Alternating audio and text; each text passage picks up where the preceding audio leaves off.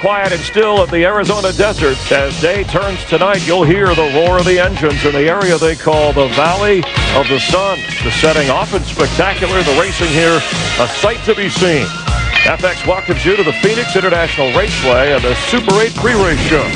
Headline names like Tony Stewart, Greg Biffle, Kevin Harvick, Casey Kane. They'll go bumper to bumper with some of the up-and-comers. Among those, Martin Truex Jr. and Carl Edwards, a clash of egos and engines in the deserts. At our corporate headquarters, the Oasis here, the Hollywood Hotel. Located trackside so we can bring you a little closer to the action, along with former champion crew chief Jeff Hammond. I'm Chris Myers. Glad you could join us here where America gathers every weekend for NASCAR. Ready to go Busch Racing as we count you down. Casey Kane on the pole. It's the first points night race in the Busch Series this year. What can we expect? Well, Chris, when you come to a place like this, I mean, handling is going to be important, very important as far as these teams are concerned. But one other thing we need to point out, being it's only a 1 mile racetrack, it's not like Martinsville or Richmond or anything like that, but you use a lot of braking, get down in these corners. There'll be a lot of speeds, and the big challenge probably tonight is going to be, what is the racetrack really going to do? I got a chance to talk to Ken Schrader, who races out here all the time, the Copper Classic, won a lot of races here. And guys like him and Greg Biffle both say because the way the track is going to do tonight, they feel like it's going to cool off, have more grip, and a lot of speed to go along with it. So it's going to be a real challenging racetrack, but by the end of the night, it's going to be very fast. A little more overcast than you might usually expect, so nobody has a real advantage in terms of driver edge. I don't think so. If anybody's got anything going for them, it may be Casey Kane, who's on the pole tonight, coming off a great win last weekend at Texas. A lot of momentum coming into this race, I think, could be maybe something in a plus for him. All right, talked about qualifying just moments ago. Casey Kane capturing the pole just over 132 miles per hour. In his Ragu Dodge, he says, hasta la vista, baby, to the rest of those qualifying to capture the pole. And our Steve Burns is standing by with the pole sitter, Casey Kane. Steve? Yeah, thanks a lot, Chris. And first things first, Casey just turned the TV on FX for his grandmother who's watching. We got to get that in there. The last time you and I spoke, it was Victory Lane at Texas. Now you start from the pole. Can you go back-to-back and win this one too? Well, it would be nice. You know, we were able to get our first pole today, and I feel like our Unilever Ragu Dodge is pretty decent. So if it cuts as good as it turned through qualifying there, I think we'll have a shot at being up front. He was in the 38 car last week. Tonight he'll be in the 6. We go to the editor of Speedway Illustrated, Dick Berggren. With Carl Edwards, you're going to be starting up front, but in qualifying, that car was a handful, and your crew really wasn't allowed to do much of anything because of the impound rule. How much of a handful will it be at the drop of the green? Well, you and I spoke about it a little bit. We're hoping that that's a good sign. Reed Sorensen was the same way, real loose, and I think the track's going to tighten up as this temperature goes down. I think it's going to be right on the money. Now, this afternoon, did you not do a little bit of, let's say, off-road excursion? What happened with that mountain bike? Yeah, about 9:30 this morning, we took off to go do a little mountain bike ride, Tom Jockey and I, my motor coach driver. And we went on the long loop, and I thought, how long can it be? And about 2.5 hours later, with 2 flat tires and everything, I met Tony, my new favorite fan, rode in his F-150. He picked me up and drove me all the way back to the infield from way out there. So we didn't plan on that. I think I'm going to hurt tomorrow a little bit. May your flat tires be over. Good luck tonight. Chris? All right, thanks, Dick. By the way, no pole sitter has ever won this race here in Phoenix, this Busch race. Carl Edwards in first place in the Busch Series, the rookie in championship points battle with another rookie, Reed Sorensen. We'll talk with him in a moment. Defending champ Martin Truex Jr. currently in 7th place, and there has been some talk again surfacing that maybe down the road the Busch Series will have a system similar to the Nextel Cup 10-race season-ending playoff chase, just something that has kicked around. All right, it's been a tumultuous week for Johnny Sauter and for the one-car team. Jeff, I'll get your thoughts in a moment. After the race in Texas, Sauter's car disqualified for a carburetor violation. They lost points, they lost money, and their crew chief, Joe Shearer Jr., suspended for 4 races. Now, initially, they were told they could not appeal. That's been changed, so now they are appealing. A NASCAR official that was involved is said not to be working this particular weekend. So there's a lot more to this story. Can you update us, and what do you think will happen with the appeal? Well, number one, when you talk about the appeal, they were told initially they could not appeal the disqualification of that car. And a lot of people say, well, why did they take points away from them? Why did they fine them? Well, they essentially did. They took all the points you possibly could have scored by disqualifying, as well as the money, which was about $30,000 or $32,000 that they could have taken home. So they've already been hit pretty hard. The carburetor was found to be illegal. In the case of Joe Shearer, on Monday they're going to go to the appeal board, and they'll have an opportunity opportunity there to kind of state their case and try to figure out what happened. And honestly, Chris, I think everything's going to stand status quo. Joe Shear is probably going to have 4 weeks to think about it, and NASCAR will also review, I think, their procedure of how they're handling some of these things, because there's a lot of issues right now that are not, I think, settled. And their argument was, hey, we went through inspection once and we were okay. Why would there be a problem now? So we'll keep an eye on that. Thanks for your insight. As we continue here from Phoenix International Raceway, the drivers are getting ready to go racing. Rusty Wallace, who will be racing tomorrow, has a car in the race tonight. He'll join us live here in the Hollywood Hotel in just a moment. Buggity, buggity, buggity! Let's go racing, boys! Got him! Checkered flag is waved for Tony Stewart. Let's get this West Coast party started and pull those belts tight one more time. Mark Martin gets his 46th Busch Series win. One, take control of me. You're messing with the enemy. Said it's true. Son of a trick. Messing with my mind. That way can't taste. Down an empty street. Blind inside the broken beast. Said it's gone with the dirty trick. It's taking all these days to find you. Boy, is this kid the real deal or what? The rookie from the pole, Carl Edwards. Nothing like winning your first race. Checkered flag, this time by for 19-year-old Reed Sorensen as he picks up his first career NASCAR Busch Series victory. For the win, Kevin Harvick does the Bristol double. For the second day in a row, it's Kevin Harvick's turn to burn down the house. Casey Kane gets his second NASCAR Busch Series win from 25th starting position. Glad to have you back. The Super 8 pre-race show from Phoenix here on FX. We count you down to Busch Series racing, and joined in the Hollywood Hotel by Rusty Wallace. We'll see him tomorrow night on Fox in his Cup car, the car that he owns, the Top Flight Dodge. Jamie McMurray, and tonight, nice to see you. Thanks for dropping by. You bet. Appreciate it. You having a nice night? We got a lot to cover here. Nice swan song this year. Well, it's going real well right now. I mean, we're third in the points in Cup. We're fifth in the Busch Grand National point standings right now. All top 10 qualifying. Heck, you can't ask for more than that, I'll tell you. Any hesitation about reconsidering retirement? No, I've been asked that question a whole lot. You're going to hear it every week. Just remember one thing, his wife's sitting over there, Chris. Patty's over there, so we can't talk about it a whole lot, But no, not really. I mean, I don't want to confuse the fans. I've thought about it a little bit, but honestly, I've made the decision. I think any good athlete knows when it's time to go out on top, and I'll tell you what, I want to go out on top of my game. Right now, I'm on top of my game, and so I'm sticking with my decision. Well, your car looked really good today. I mean, it's been looking good all year long. Again, you're up in the points. And again, it's great to see you not only a little bounce in your step, with a big smile and being very competitive so far. Well, it feels good. I mean, I've led a lot of races. I won a lot of races. And in my final year, it feels good to be up on top. I mean, my guys at the shop, hey, can you believe we're third? I said, well, I expect to be third. Last year we lost 3 or 4 engines, lost 3 or 4 transmissions, lost almost 1,000 points. And 1,000 points is what got me out of the top 10. But I don't plan on letting that happen this year. But what about your Busch deal? I mean, it's doing equally as well. I mean, as a car owner, he's making a pretty big statement here in the Busch Series. 4 different drivers, right? Yeah, well, 4 different drivers. It's myself, Bill Elliott, Jamie McMurray, and Jeremy Mayfield. And right now we're going for the Busch Grand National Championship. We're 5th in it right now. And I told McMurray last week, if you wouldn't accidentally hit that kill switch, I would have been second in the points, but it happened. But I'm real happy with both efforts right now. McMurray, Jamie, still dating your daughter, or are they just kind of hanging out, communicating? Yeah, both. You're okay with that? I'm okay. Okay, I'm just checking here. Yeah. All right, one driver who has caught Rusty's eye on the eyes of the entire racing world is Reed Sorensen. He's won a race this season. You saw in the highlights a moment ago, second in the point standings. He's finished in the top 5 in the last 3 races. Moving on up, Georgia native, only 19 years old, and as they say on Seinfeld, one of his favorite TV shows, not that there's anything wrong with that. Let me tell you, that kid right there, he's the next big deal. Reed Sorensen is on a mission. He's 19 years old, but he's been winning races for 13 years. He's a veteran.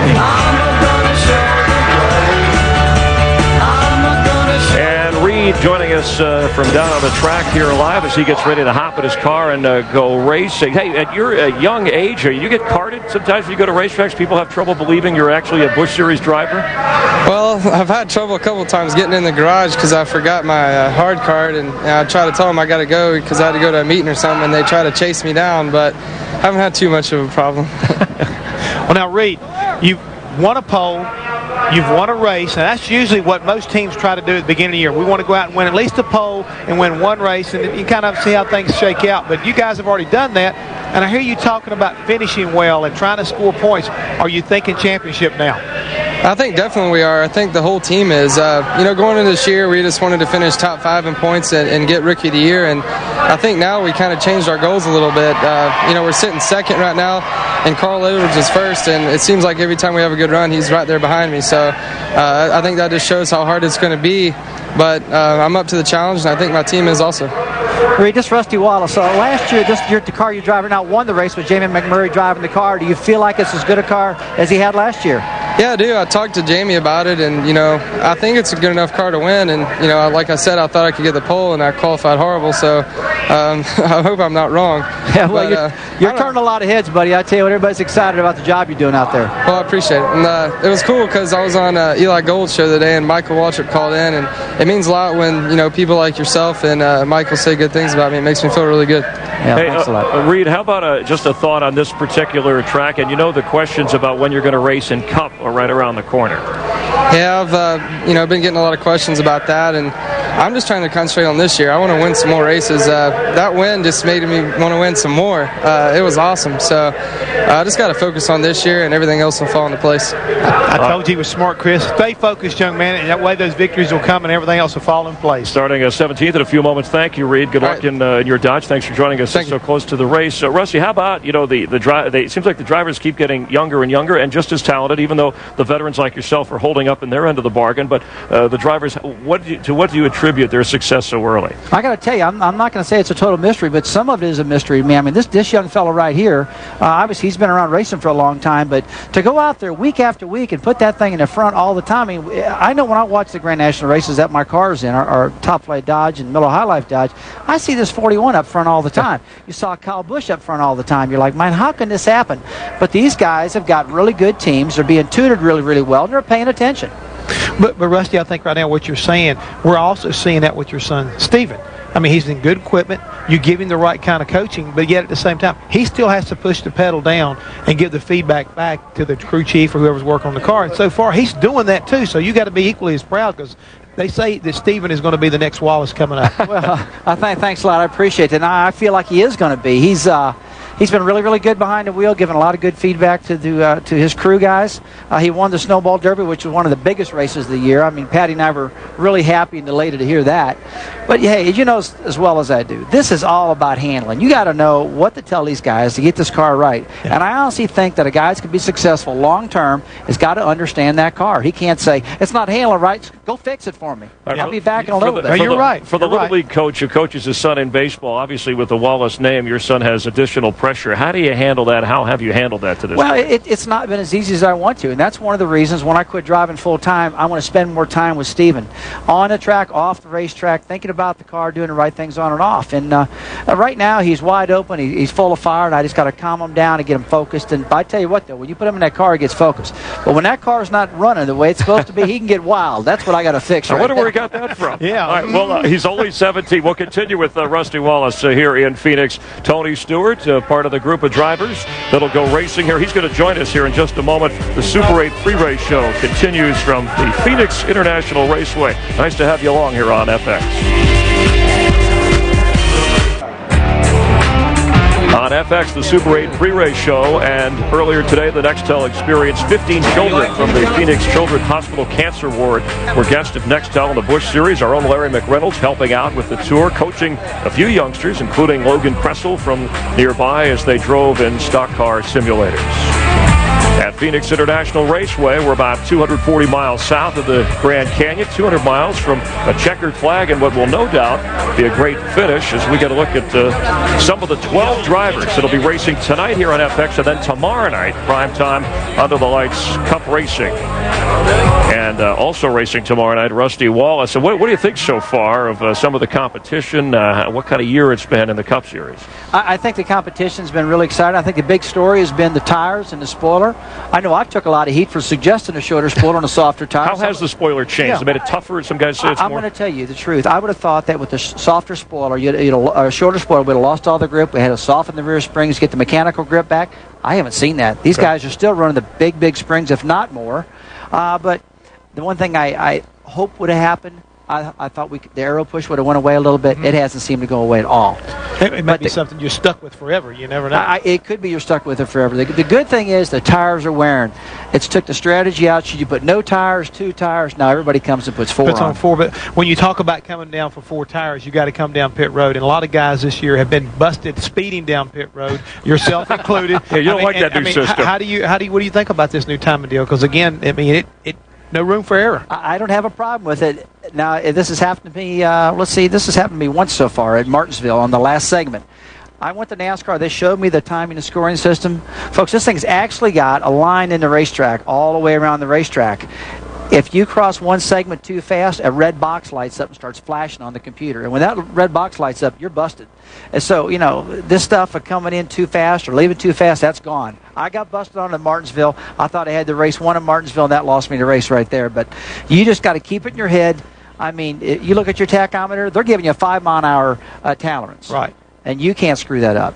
You got to really be careful with that. Sounds like when you're running down the street and that light goes on behind you, your heart races. You know your car. All right, Rusty comes into Saturday's race on a roll. Tony Stewart comes in feeling a bit rolled. A tough weekend in Texas for Tony Stewart. His car catching on fire in the Cup race. That caused first and second degree burns on his elbow and leg. In the Busch race, Tony finished last because he was finished soon after he started. That's Tony Stewart in the 33 car. Every Busch race I've run, Stanton Barrett's been in the way, and he's a good kid, but he needs to jump off buildings and do what he does for a living instead of driving race cars because he can't drive.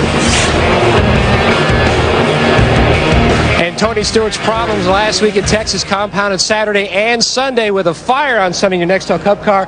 First off, how are you feeling, Tony, with the burns? It only hurts when I walk and climb in and out of the car, so by the time we get in it, we'll be fine, but it's pretty painful as long as I'm moving it. And this is almost your second home, this Phoenix International Raceway. So much success here in open-wheel cars and also in Nextel Cup. How about tonight? Well, Buddy Job was the one that always called this my West Coast home away from home. It's a place I'm very passionate about. I really enjoy racing at Phoenix, and this Mr. Clean Pro Series Auto Dry Car Wash car it's always been good. I mean, every time you get in it, it's good. So we just want to get a good solid finish today and a good run, and hopefully we can put it in victory lane. Yeah, I know you've got a very white-looking bodyguard behind you. He looks a little suntan, though. Well, I mean, he's been out in the sun for a little while, so but his shirt's clean, his pants are clean, everything of him's clean, so we're just going to keep that up all day. Now, the President of the United States, he's got a security guy that carries what they call the football. Now, I see Mr. Clean, he has his football. He never goes anywhere without it. That's right, you can't leave without that. Chris? All right, that Mr. Clean Auto Dry looks a little like Jeff Hammond with if he didn't have hair. Maybe, just a little. I kid because I care. Rusty, well, thankfully, Tony was okay, but you had an experience, all your years of racing, last year in Michigan, first time with fire that close? Oh, I tell you what, that was a scary thing, because when my engine blew, all the fire came up through the shifter boot, and when it came through the shifter boot, it was just blowing fire at you. I'm like this, trying to get away from it, and I'll tell you what, I bailed out of that baby quick. I'd be interested to find out where that fire come from Tony, if it comes through the shifter boot also or not. What I understand, it did, and again, when you talk about that, did that make you change your little routine as far as the amount of protective underwear and uniform which you wear? Fireproof underwear? Well, no, I'm still wearing all the impact helmet and fire shoes and helmet and all that stuff, but the suit and all that. But what it did make me do is really look at the car and make sure there's no exposed holes where the fire can come up through. It made me look at the shifter boot, do a different type, because those things can burn away. Yeah, it's like a blowtorch. That's right. Yep. All right, Dale Jr., meanwhile, starting 15th tomorrow night. Tonight, more than just a spectator, co-owner of the number 8 car, driven by the pride of New Jersey, Martin Truex Jr. Jeannie Zelasco has more on the driver who, if he wasn't a racer, might have ended up in the family fishing business. Family fishing business, I think that would be a good option. But first things first, and that would be today's race. We showed your boss up there on the screen as well. Dale Earnhardt Jr. said last 2 times he's come here, he's been really hooked up.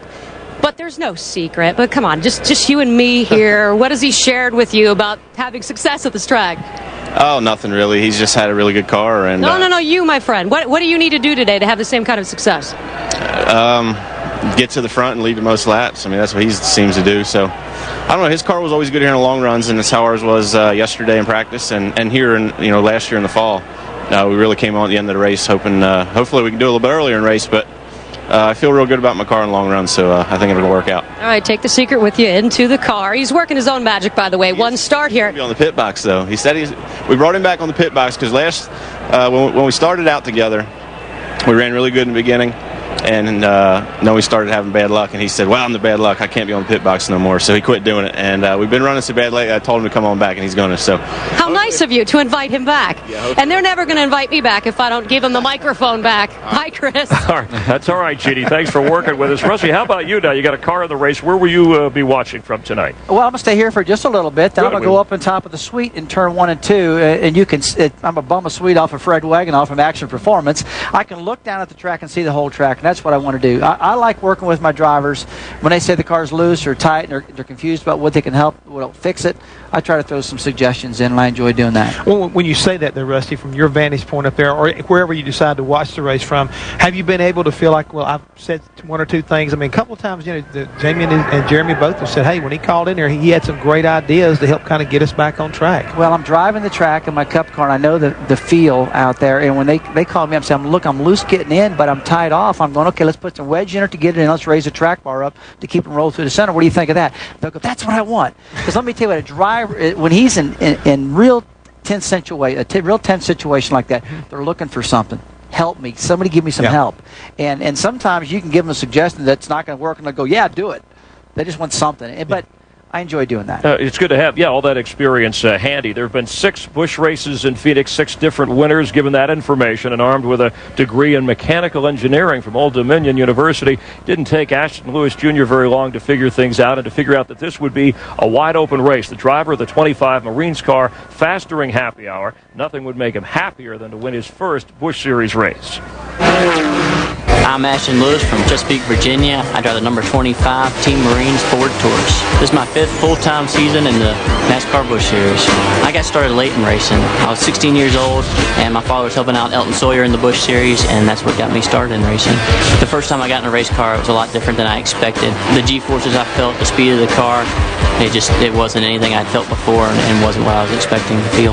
I think the person that had the biggest impact in my career was Alan Kowicki. He was an engineer, a mechanical engineer, and I saw what he was able to do with his engineering degree, and that's what made me go out and get my engineering degree.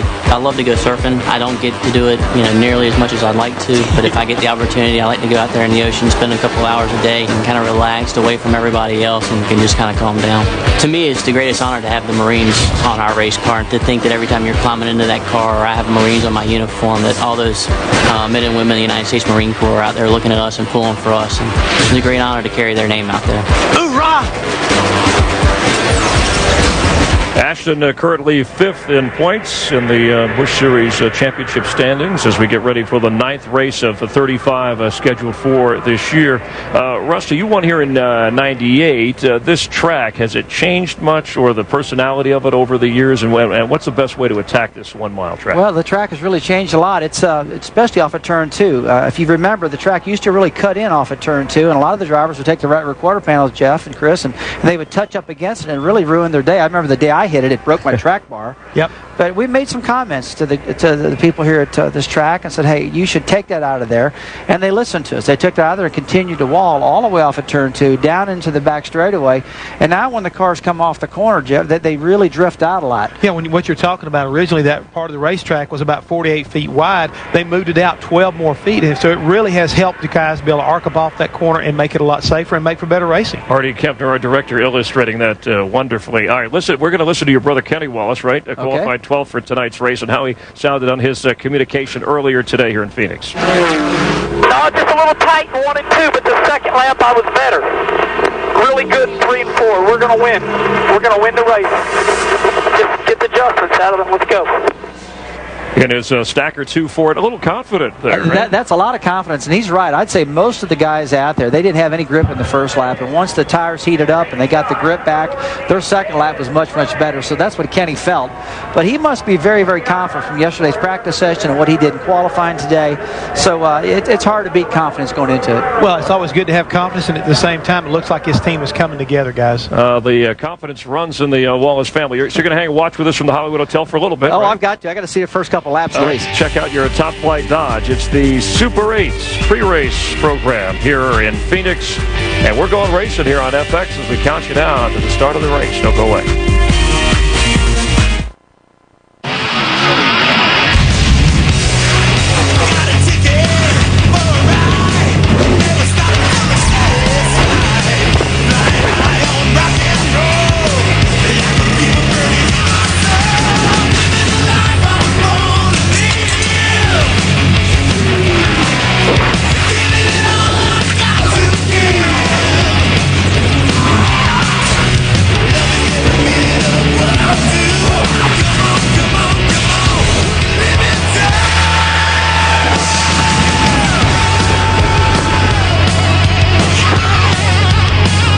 Phoenix, Arizona, the Valley of the Sun, and the sun beat down here yesterday at 90 degrees plus. But tonight, it's nice and cool for the NASCAR Busch Series on FX. It's been overcast with temperatures in the low 80s. It's really been nice here in Phoenix, where 6 Busch Series races have produced 6 different winners. Hi, everybody. Mike Joy with Darrell Waltrip and Larry McReynolds. But, Darrell, it's twilight time. What's that mean for the driver? Well, what it means is, this is a pretty short race, Mike. I mean, it's only a couple hundred miles. There's a chance I could make this race in one stop. So if I'm up front, I better stay up front. If I'm in the back, I'm going to have to hustle. I'm going to have to kind of slip and slide and shove my way up through there if I have any chance at all to win this race. So, Larry, who's got winning experience in this race? Well, as you said, 6 races, 6 different winners, but only 2 previous winners are in the field. And ironically, they're starting side by side on row 10, Greg Biffle and Jamie McMurray. Short race, they have their work cut out for them, but keep an eye on a man that has experience winning here. Tony Stewart won a cup race here back in 1999, and he's starting up near the front. All right, on a beautiful evening here in the West, let's go trackside. Ladies and gentlemen, please rise and remove your hats as we introduce our Air National Guard 162nd Fighter Wing Color Guard from Tucson, Arizona to present our nation's colors. And please remain standing for PIR Chaplain Ken Bowers, who will deliver our invocation. Join me in a moment of thanksgiving and prayer, please. Our Heavenly Father, we are so grateful that we can gather here this evening for the inaugural running of the Bashas 200 Series and the NASCAR Busch Series. Our appreciation is extended to you for the beautiful Arizona evening that will soon become dusk, and then we'll see the racing under the lights. Now may you grant us safe racing for every driver, crew member, official, and we are most especially grateful for the many, many wonderful fans who make their way here to our beloved Phoenix International Raceway each and every time. And it is in your name we pray, and everyone says together, Amen. And for our national anthem, please welcome multi-platinum recording artist and former lead singer of the group En Vogue and Lucy Pearl, Ms. Dawn Robinson. Oh, say, can you see by the dawn's early light what so proudly we held at the twilight's last gleaming, whose broad stripes and bright stars through the perilous fight o'er the ramparts we watched were so gallantly streaming, and the rocket's red glare, the bombs bursting in air, gave proof through the night that our flag was still there. Oh, say, does that star-spangled banner yet wave o'er the land of the free and the home of the brave?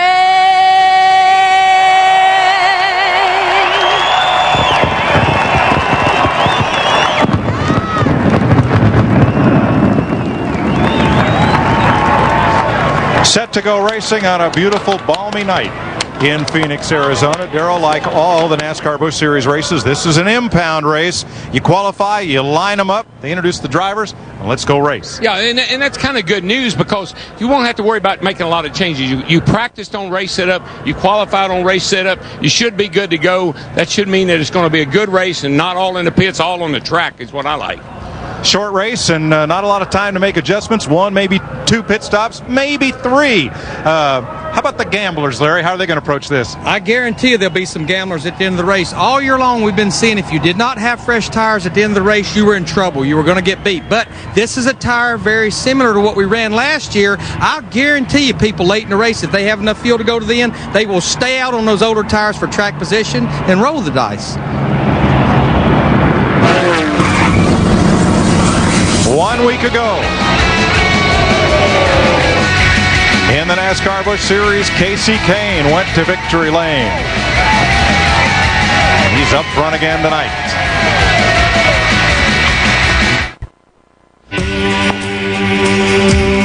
That's what a beautiful sunset looks like west of Phoenix, Arizona.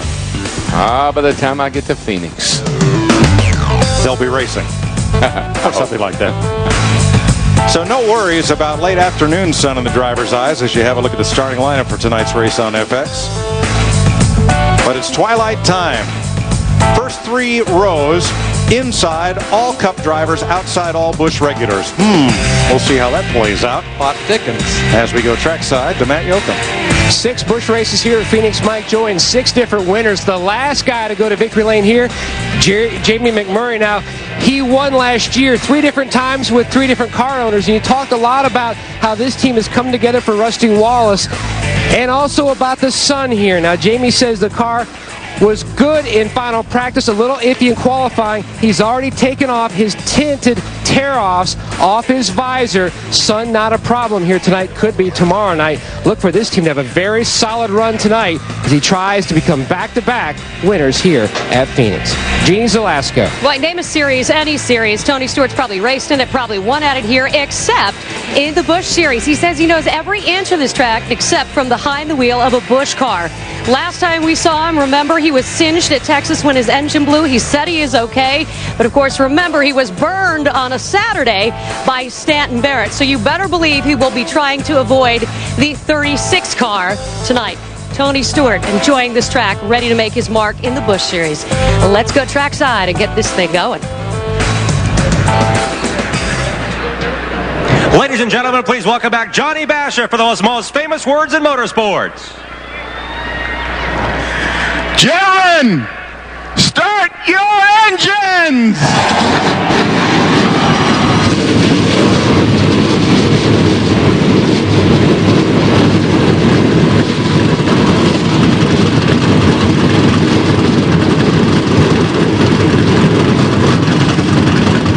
Ready to roll on the 1 mile, oddly shaped oval in Phoenix. Let's go back down to pit road for breaking stories. Steve Burns.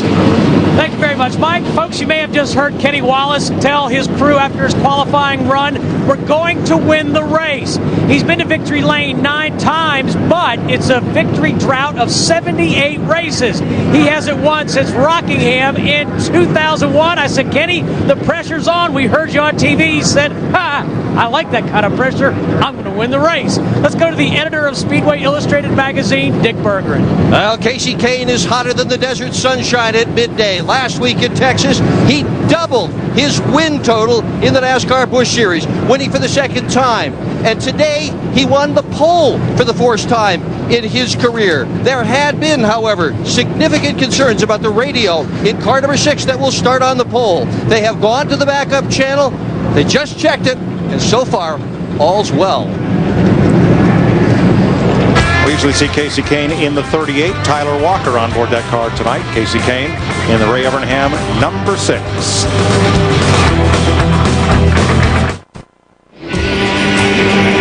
Pretty nice late arriving crowd here at Phoenix as we get set to go.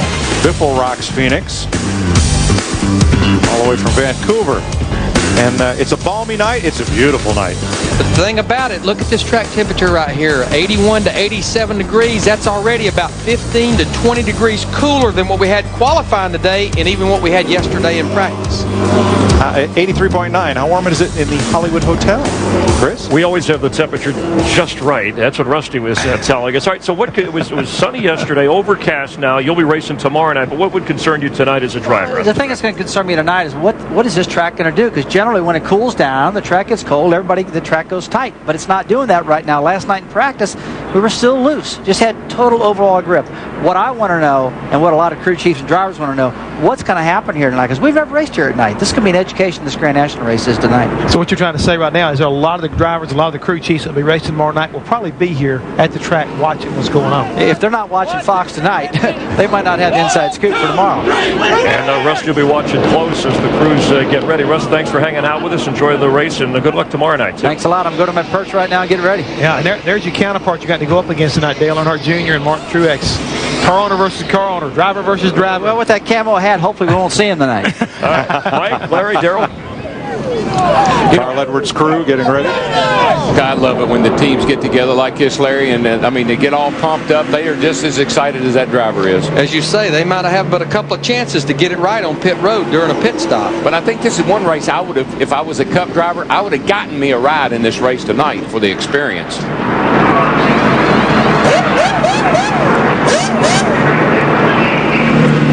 The pole sitter has finished in the top 10 in 5 of the 6 races here. That's our Stacker 3 track fact. As we're getting set for a start, couple of cars to the rear. Michelle Jourdain engine change. The 28 driver change. Derek Cope in for Jimmy Kitchens. Unapproved adjustments to Jeffrey Bodine's car and that of A.J. Fike. They go to the rear. 32 car was on pit road to Shane Mill. He had to go to the rear of the field as well for unapproved adjustment. See Ray Evernham, the owner of the car sitting on the Busch pole, driven by Casey Kane. 200 laps, 200 miles, 1 mile racetrack. Pit road speed, a little unique pit road here. Goes all the way through turn 1 and 2 on the inside, 45 miles per hour. DW, you talked about maybe one pit stop, 85 to 95 laps on fuel. A few caution laps, might try to stretch it and do it on one stop. I think you can do it. I think you can. You can if you can just tune out that driver screaming for tires when the caution comes out. I don't think that's going to be an issue, Mike. Okay. And because this is last year's tire, the right side is. And I think this tire is going to be durable. I think you're going to see guys be able to stay out on this tire tonight. I think, as Larry said, we'll see some interesting strategies and some roll the dice behavior for track position should we get cautions. Well, it's Friday night. We're on FX. We're under the lights. You got it, buddy. DW, short race, but we're under the lights Friday night. Reach up there and pull those belts tight. One more time. Let's get her done. Boogity, boogity, boogity. Let's go racing, boys.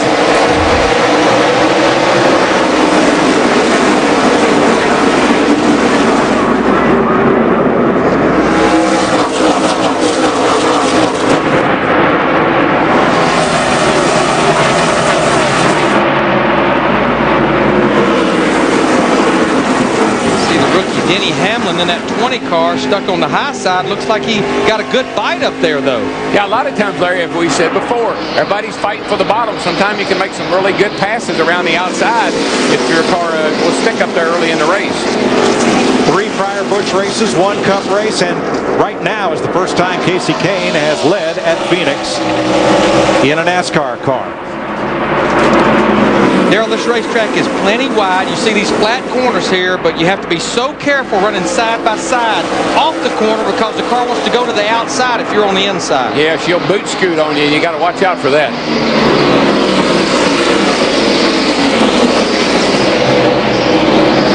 Menard moves up the outside to secure 3rd. Yaley, the 18, 4th. Hamlin in the 20, battling him. Yeah, you're going to see a lot of different lines in 1 and 2, but around the 3 and 4 where they are right now, the bottom is usually the way to go. That's where Carl Edwards is in the 60 as he goes to work on Hamlin for 6th place. That's pretty much what happens right there is you win the battle side by side off turn 4 and you pretty much can beat them into turn 1, but it looks like Denny Hamlin in the 20 cars are riding with Kevin Harvick, looking at that red and white car, got a good bite on the high side off When too. you come off a turn 2 high like that, you are going to pull away from the guy down on the bottom because he's all bound up down there trying to stay off of you. You get the great run off the corner like you do at other speedways, and you really shoot down that back straightaway. Of the drivers who started in the back due to changes, adjustments, Michelle Jourdain up to 33rd, Shane Mill to 35th. And here's Truex battling side by side with Johnny Sauter, 9th place.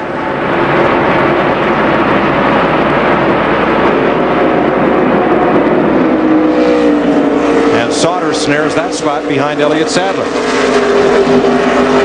See Michael Waltrip in the 99 car right here, side by side with the 0 car for Curtis Davis. That's a battle right now for 23rd. And that third turn is where you get in trouble, going in side by side there, because it's hard to hold it low and down on the bottom when you go into turn 3. You know, great qualifying effort for that white 0, the Race Girl Chevrolet Curtis Davis. He started this race 16th and out-qualified a whole lot of better-funded, more experienced teams. Great job.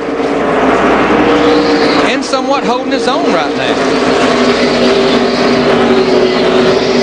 Now, we talked at the top of the show about row 10, especially Greg Biffle in the 66 car. We see him right here. He started in 20th, already 6 laps. He's already working on the back of Kenny Wallace for the, or actually David Strimmy for the 11th position. So 10 spots in 5 laps. And his car was very loose qualifying, but we felt like, and he felt like that would be just right for tonight when the track cooled down. Biff likes to get it back there amongst them. He likes to have somebody to race with. Thinks it's cool passing all those cars and getting to the front. Whoa, round goes 10-4. Not like that. Biffle's around. Wow. Keep digging there. Keep digging. Good job. Keep going. He never hit anything. No damage. Just keep going. Good job. Not going to lose all that many spots.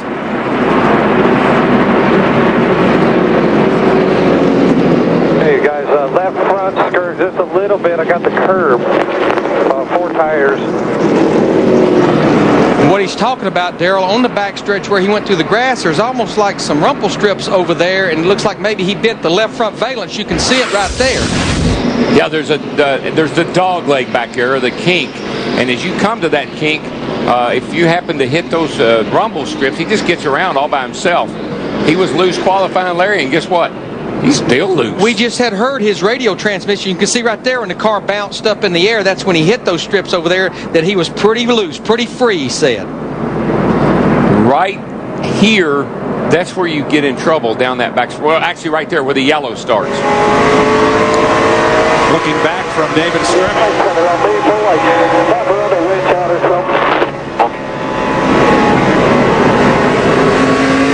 And from Kenny Wallace. 850, leader 18. Rumble strips are there to prevent drivers from shortcutting the dog leg in the middle of the back straightaway and tossing dirt or stones up on the following cars. Yeah, that's what used to happen. We'd drop our left wheels in there and it would knock dirt and rocks out on the racetrack, and they'd have to throw a caution to clean it up. So they put the rumble strips in, and now it hurts your car more than anything. We're seeing Greg Biffle in the 66 car make that pit stop for tires, repairing that valence. We're seeing a few others. Boston Reed in the 5. Looks like Steve Grissom in the 49. Derek Cope in the 28. A few cars that were at the back of the field anyhow. Now, it's a tricky pit road here with coming around the turn like that, Dick. 4 tires going to go on Biffle's car. Crew Chief Newt Moore has told the crew to take their time and do it right. Damage to the valence is minimal. You can see it on the left front corner. Crew member now pulling that valence back out again, trying to get it squared away. That's very important. That keeps the air from flowing underneath the race car. Really important, the handling and speed to keep the air out from under. Biffle's spin only cost him 7 positions on the racetrack. The pit stop will put him at the back of the field.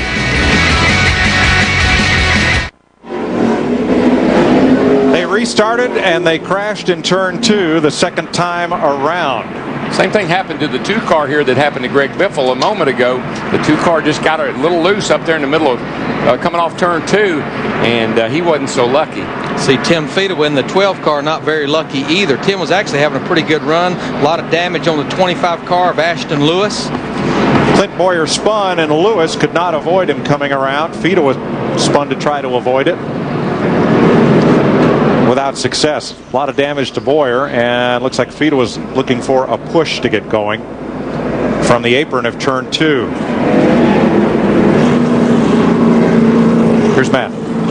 Gil Martin and the team spotter took a look at the cars that came down the front stretch, Mike, already getting their game plan together for repairs. Now back on lap 10, Clint told his team the car was a little loose, but they expected it to come back to them as the laps started to wind on and wear got on those tires, but it didn't snug up enough, as you saw. Now they've just got a lot of problems. This team came into Phoenix 3rd in the championship standings. He's having a good year so far. Now they're going to have to try to bounce back from this early wreck.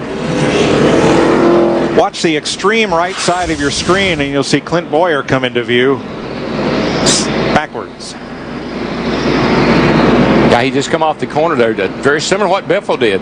And the car got loose. He didn't have a lot of room there, and the car started taking evasive action, and the 12 got into him, the 25 did. Yeah, there just was nowhere for the 25 Ashton Lewis or the 12 of Tim Fiedler to go. It's a good shot right here. We should see him get sideways off. Yeah, he's already sideways there. And as you can see, he's into Ashton Lewis, which puts him into Tim Fiedler. He came through that corner on the outside of Joe Nemechek, but no evidence of contact between he and Joe. Here's Tim Fiedler was on board.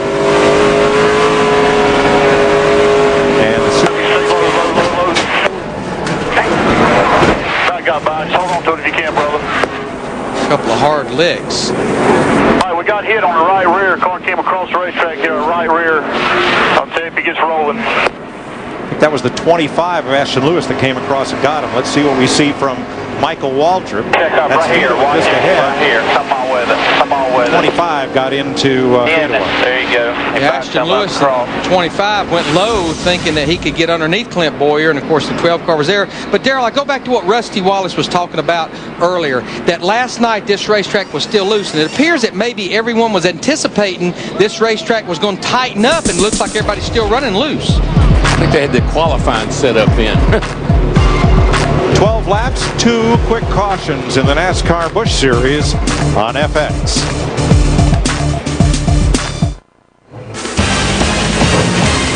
You are on board with Tim Fiedler, the one car that will not make the restart of the Bashas Supermarkets 200 here in Phoenix. Casey Kane, Tony Stewart, Paul Menard, J.J. Yaley, Denny Hamlin. There's your top 5.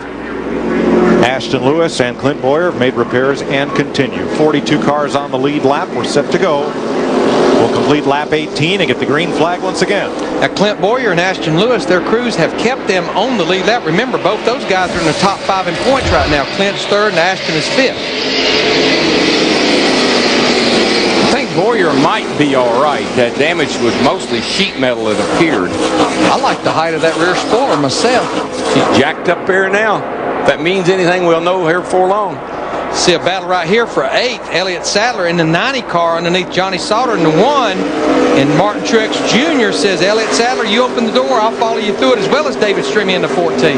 Well, Shane Meal started in the back, unapproved adjustments. He is coming to the front like yesterday's train.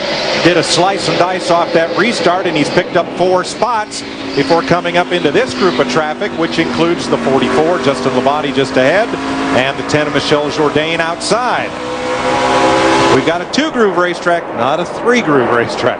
But this is typical of Phoenix, being able to run on the outside. If the car will really get, you can get off the corner really well out there if you don't lose too much time through the center. But off of turn 2, that's a great line to run off of that turn. See Greg Biffle there on the outside, the red, white, and black car, and he's made his way up to... He's made his way back up to about the 32nd position. Remember, had to go to the rear of the field after spinning early in the race. He might be a little more cautious. You know, you can spin out one time and not hit anything. Be pretty lucky to do it twice. Shane Meal outside Michelle Jourdain. Picks off another spot. Moves him up to 23rd. Meanwhile, up front, Casey Kane has a half-second lead on Tony Stewart. Dick Bergman. And Ray Evernham is on top of his pit box, Mike, and it is just like days of old listening to Ray Evernham guide Jeff Gordon. Moments ago, he told his driver, be careful of the right front. If you abuse the right front at all, it's just going to make it worse. He's been coaching the crew, paying attention to all the little details that really matter in winning an automobile race. Evernham, as always, on top of everything, this time also on top of the toolbox, calling the event. Now, what he means by take care of that right front, as a driver, you can drive it in the corner really hard, crank hard left, and pick up the throttle early. You're going to make good time doing that, but you're going to use up a lot of right front tire. You let it roll in, let the car take a set on its own, then pick up the throttle gently. We're riding now here with David Stremme in the 14 car, looking back at our second place points man right now, Reed Sorensen in the 41. It looks like David Strimme's just fast enough. I think Reed Sorensen's faster if he can get by him. But right now these guys are battling for the 11th position. I tell you, they've done a good job with Reed Sorensen, telling him he's a big picture racer, and I think he wants to win the championship. Last week, just think about it, he was up there and he kind of rolled out of the way and let a couple of guys get by him, finished third. He said, man, that's a great day for us. Darrell, what he just did down in 3 and 4, though, that's a sign of a good handling race car. He pulled that thing below the yellow line, which is actually a little different banking than the actual racetrack. Well, you can use the apron here to make a pass. You get into 3, drop those left wheels on there. Whoa! Brent Sherman goes around, Tyler Walker with him in the 38, and that piles up at least 4 cars. Sherman is the 58 on the right of your screen, and he brings out the caution for the 3rd time tonight. Jeffrey Bodine, 72, is involved. The 54 is David Gilliland. 54 is pretty hurt. It's hurt. See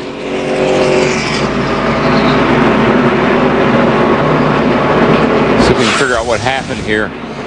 38's down on the bottom. He gets the left wheel down on the apron a little bit, and then he shoves right up into the 58 car there, and nowhere for these other guys to go. David Gilliland in the 54 almost made it by on the high side, and they pinned him at the last minute. See Derek Cope in the 28 car just getting through. Now there's the first contact. Both cars go around. Jeffrey Bodine has to spin his own car. 54 has no place to go. I'm thinking Jeffrey Bodine is going to be okay. I don't believe he made much contact with anybody. But the 38 car definitely got down underneath car number 58 there and Brett Sherman and got into him, and that's what turned him around. Everybody else, including Derek Cope, way up on the high side in the 28, able to get by without further incident. We're under caution in Phoenix.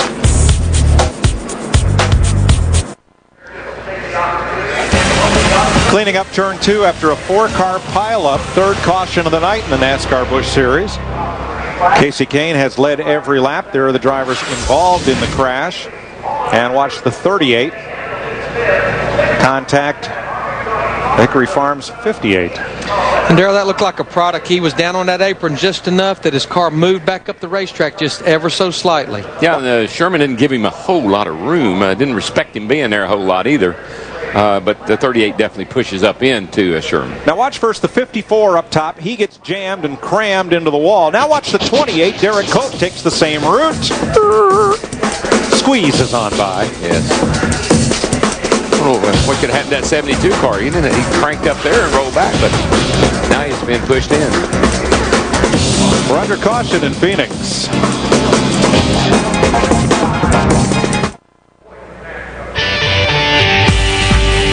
It's an uphill climb, winning back-to-back Busch races, but Casey Kane has led all the way so far. Already 3 cautions here in Phoenix. Let's show you how it all happened. Lap 8, Greg Biffle was the Cup winner last week at the Texas Motor Speedway. Hang on, Greg. This brought out the first caution off turn 2. Yeah, right off of turn 2 right there. The car gets away from him. Around he goes up across the rumble strips, and he had to come down pit road to put on 4 tires, pull the valence back out, and he's ready to go again. Second caution comes out as you'll get a look from Kenny Wallace's onboard camera. That's Clint Boyer in the 2 car, then Tim Fita in the 12 car, and Ashton Lewis Jr. in the 25. And a look from onboard the Supercuts. That's how it looks for the driver. And then moments ago here, 4 cars involved here, including Jeffrey Bodine in the 72 car, just celebrated his 56th birthday last Monday. Yeah, Tyler Walker along with David Gilliland, all of those guys involved. So right now we're taking a look at Tyler Walker's number 38 car, and they're getting ready to go to work on. We're under a red flag condition, so the crews cannot work on the cars until we go back under yellow or caution situation, so they can evaluate how bad the car is damaged and kind of make a game plan, but they're not allowed to work on it, Chris, as long as the red flag's out. Our view from the Hollywood Hotel catching quite a bit of the action. Oh, yeah. This is the hot corner right here behind us. So intense racing early. Obviously, the conditions aren't causing a problem. Well, they might be causing just a little bit of a problem because, again, this is the first time we've raced on this track and at this time of night as we hear the cars being refired behind us. So it may be putting a little bit of a challenge to a lot of these teams, but these early cautions will give them an opportunity to work on their cars. But we take a look at our leader, Casey Kane. He's led all 26 laps, though. Casey Kane won last week racing with another team besides the one that he won last week. That was Aikens Motorsports in Texas. This is Ray Evernham Dodge tonight. Tony Stewart, who is currently running second. Let's listen to his communication moments ago with his crew chief, Butch Hill. Yeah, he's pretty good up off. I mean, I think we're as fast as he is Actually, a little bit quicker some laps, when you roll in on him like that. Your brakes are glowing pretty good getting into one, but I'm just seeing the worst part of it where I'm pitted, That's 26 laps down. We'll just stay put here, Tony. We're pretty good on time here, speed-wise. Chris, what you're hearing right there is a communication between the driver and the crew chief, and he's letting him know what's been going on the racetrack, how he kind of stacks up against the leader, what he's seeing from his vantage point, so they can kind of pace themselves. And right now, these guys, being the veterans they are, Butch Hilton's won Busch championships before, Tony Stewart's won Nextel Cup championships. They're just being real cool, realizing they got a long ways to go. They're going to save their car, and they feel like they've got the ability right now to challenge Casey Kane when they want to. All right, let's get more from Jeannie Salasco. Jeannie? Yeah, that was an interesting conversation. A little bit more to it was the suggestion, well, maybe if he's so good off, maybe we should make changes. And Tony's saying, no, we're good. He's just better right now. It's just how it's happening. Also concerns for Tony Stewart tonight after sustaining those burns at Texas. Now, he told Matt, you may remember pre-race, hey, he's fine once he's in the car. But Hilton told him, look, I'm real glad this has worked out for you this way. It is not so hot. It's not so hard on you. Steve? Well, Jeannie, before the race, we heard Matt Yoakum talk to Tony Stewart about how much success he's had on this racetrack. J.J. Yaley has followed a very similar career path as Tony Stewart. In fact, Yaley and Stewart, the only drivers to win the Triple Crown in USAC, meaning they won the championship in 3 different kinds of cars. This is J.J. Yaley's hometown. His crew chief, Jason Ratcliffe, said you are running lap times faster than the leaders. Matt? Information is everything in this sport, and having the talent on top of the pit box and also up in the suite. Owner Rusty Wallace was listening in on the conversations back and forth between Jimmy McMurray and Blake Bainbridge. He threw in his own observations of what they should do to make a wedge adjustment to help improve the loose in, tight off condition. And then he said, Blake, call me on my cell phone and give me the air pressures when they come off. They did not want to say it over the radio in case other teams were listening. Nick? Well, Ray Evernham from the top of the pit box has told his driver, Casey Kane, be sure and run the car back and forth on the racetrack, particularly get that right front tire that has been pushing, get that tire warmed up. Kane says the longer they have gone, the less the push. So, as this race unfolds, Casey Kane, currently your leader, has a car that's getting better and better. Chris? All right, thanks. Let's check in, Jeff, with the cars on pit road, making the stop. Let's take a look right now with Carl Edwards. They're putting 4 tires on. Reed Sorensen, Martin Truex, all these cars coming down pit road. And Chris, we were talking about it earlier, the track conditions, the way they are right now, I think really is kind of challenging these crews, and they're taking advantage here on lap 28 to come down. We'll take a look at David Green. He's getting ready to pull out. Brett Sherman's making repairs to his car. He was involved in that last accident. So all these teams are trying to dial their cars in early, but hey, when they look out there and see Casey Kane right now staying out like he's doing right now, that's got to be concerning them, right, Matt? One of the best race cars on the racetrack before this caution, Jeff, is the 41 Reed Sorensen, second in the championship standings. They only made an air pressure adjustment. He said the car was a little free, nothing that he didn't have a problem as far as dealing with that issue. The car was pretty good. They made that air pressure adjustment. Again, looking ahead, planning their race out, their strategy of what they want to do as the laps wind down. All right, thanks, Matt. Fox FX Speed's coverage of NASCAR continuing tomorrow morning. NASCAR this morning on Speed leading up to Nextel Cup Racing, the Subway Fresh 500 on Fox. Primetime racing in the desert. Jeff Gordon is on the pole. Dale Earnhardt Jr. goes for his 3rd straight Cup win in Vegas. Of course, it wraps up with NASCAR Victory Lane later in the evening. It's the place where America gathers every weekend. NASCAR on Fox. We hope you'll be with us for primetime racing here in Phoenix tomorrow night. There's the front row. If you remember back to Martinsville, not exactly best friends. Jeff Gordon and Kurt Busch will start side by side tomorrow night on Fox. Coverage begins at 7:30 p.m. Getting set for the restart in a lap here. Larry, the drivers that stopped, including contenders Carl Edwards, Martin Truex, and Reed Sorensen, making an early stop, running this race in rewind from the last lap back. Well, we talked about it at the beginning of the show, and we had about 10 cars that pitted that time. I think some of those cars were needing adjustments, but I talked to those 3 crew chiefs a lot. I talked to Kevin Mannion, Martin Truex's crew chief, Brad Parrott for Carl Edwards, and especially Brian Patty for Reed Sorensen in the 41. I just think this is where those guys are making that move to maybe from here try to do this race on one stop. 2 big gainers early on. Shane Meal started in the back. He is 16th. Michel Jourdain started 40th.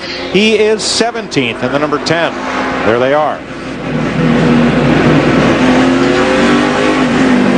Kasey Kahne has never led in a stock car at Phoenix, and now he's been out front for these first 30 laps as the pace truck heads for pit road. Last week, Kasey was very complimentary of his engine that he had in his car, Ray Everham engines, and looks like they got another good one this weekend. Still have a single file restart because we really do not have but one car that's a lap down. That's Ashton Lewis Jr., who has that wounded car right now, 25 car.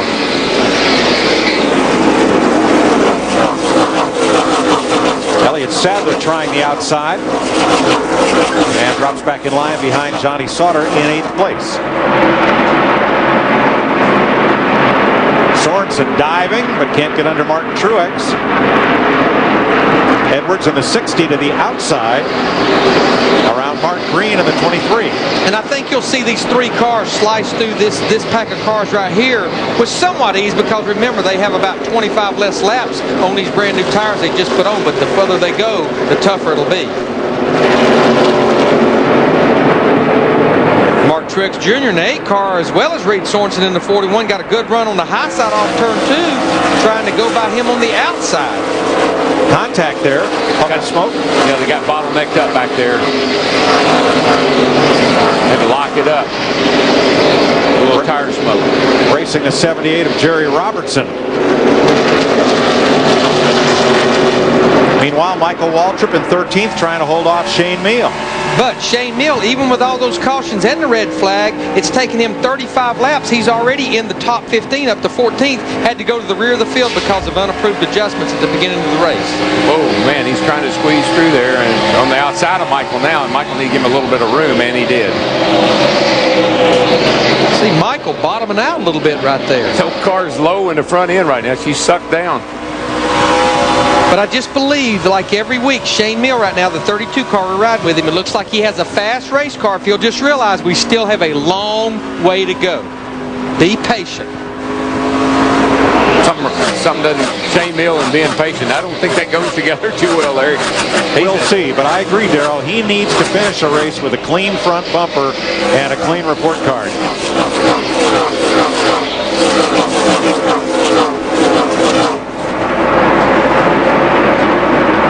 Jamie McMurray moving on Kenny Wallace. This is for 10th place. Remember, Jamie McMurray started back in that 10th row as well, and here he's knocking on the door of top 10, the winner from the Busch race here in the fall, driving the Rusty Wallace car.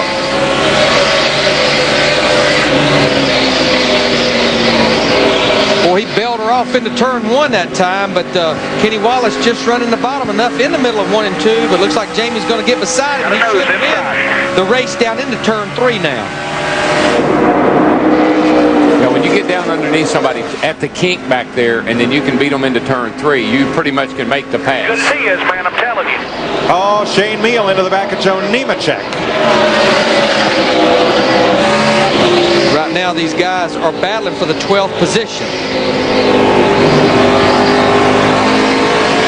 The thing about Shane is, I mean, when you start bumping into people, you knock your fenders in, you take a chance on cutting down a tire. You just need to, realize this thing's got a couple of 100 laps, and you need to not be in such a big hurry. Michael Waltrip back after Meal, and look who's back into the picture after a spin on lap 9 to bring out the first caution. 66, Greg Biffle. It's taken him 30 laps since he put those 4 fresh tires on back on lap 9, and here he's knocking on the door of the top 15, already up to 15th position. And I'm sure they tightened that car up just a little bit too, because he was very loose those first 9 or 10 laps. Sometimes the set of tires that you start on, Larry, is just not as good as what you can go to later on, because you can go to stickers, you can make an air pressure adjustment, and really, really help your race car. Now Michael Waltrip in the 99 starting to work the high side, but you see Greg Biffle in the 66. He's going to run the bottom here with Shane Meal in the 32, trying to take it 3 wide off this corner, off turn 2. Wow, didn't think you could do that here. Somebody has to give. Looks like Shane Meal in the middle. He finally gives about halfway down the backstretch before they got to turn 3. That was a smart move on Meal's part. Very much so. That had UGLY written all over it. Disaster averted as Waltrip and Biffle continue. to dog it out here for 13th. He gets such a run off this corner. Watch Michael now. He will just accelerate and get such a great run up high. The guy on the bottom is kind of pinned down, and it bogs him down. Now in turns 3 and 4, it's a little different situation.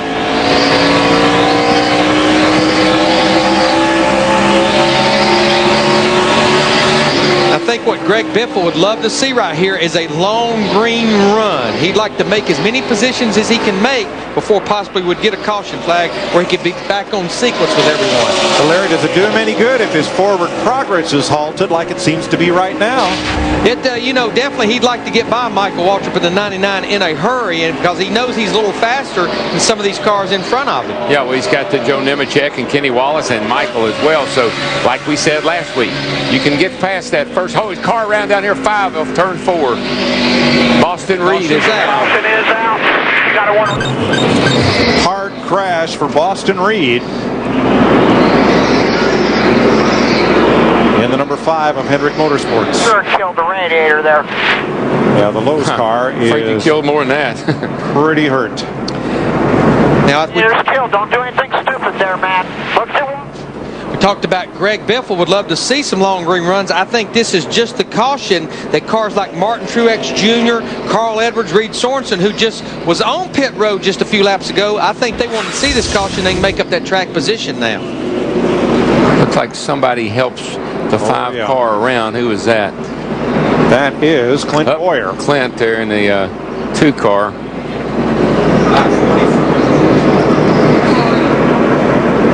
Fourth caution of the night, lap 44.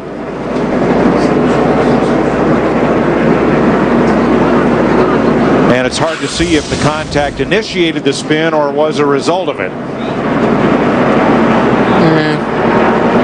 I think the contact caused the spin.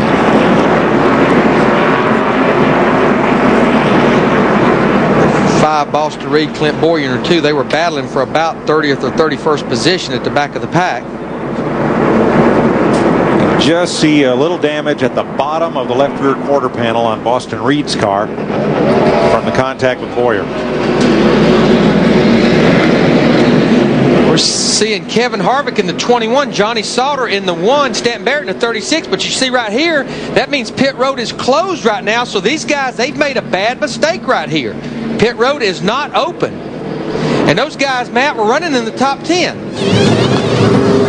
Possible miscommunication, Larry. Now, Kevin Harvick just said on the radio, no one told me the pits were closed. Usually the crew chief and spotter, a lot of communication back and forth. Who has that role to tell the driver whether it's open or closed? Now, they're going back and forth on the radio, and Harvick is saying someone has to communicate with me. A miscue between communication and the driver and the team. Ricky Vyers is talking to NASCAR officials. Now pit road is open.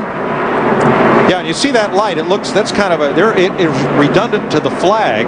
But the driver said under certain lighting conditions they couldn't tell if pit road is open or not. So Whelen Engineering came up with that big strobe light. Looks like a flying saucer. And now all these drivers know that pit road is open. The cars that stopped a lap ago will have to restart at the tail end of the line. Steve.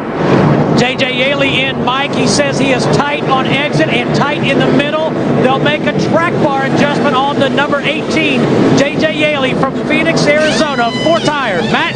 Young Denny Hamlin working on his first career top 5 finish. Now he says the car is both tight and loose. Cully Barraclaw, his new crew chief, is going to work on air pressure to help him in the center. Going to make a wedge adjustment to help free him up off. Lugs are on and he's down and away. Genius, Alaska. Well, this stop puts Tony Stewart in a window they didn't like. They decided to pit for a tires track bar adjustment. Tony saying the car is starting to come to him, Dick. Casey Kane, a long pit stop, trouble with the right rear. A very long time spent on the right rear of the car. Evernham had called for more weight on the right rear corner of the car. Air pressure changes in 2 of the tires, and Casey Kane takes off behind a lot of other cars. Looks like of the cars that pitted that time, Tony Stewart, the 33 car, will win the battle off pit road. But just as we anticipated, those 10 or 12 cars that pitted just a few laps ago, but also including Greg Biffle, who pitted back on lap 9, all of those cars stayed out on this caution. We're under caution for Boston Reed, crashing in turn 4 after contact from the 2 of Clint Boyer.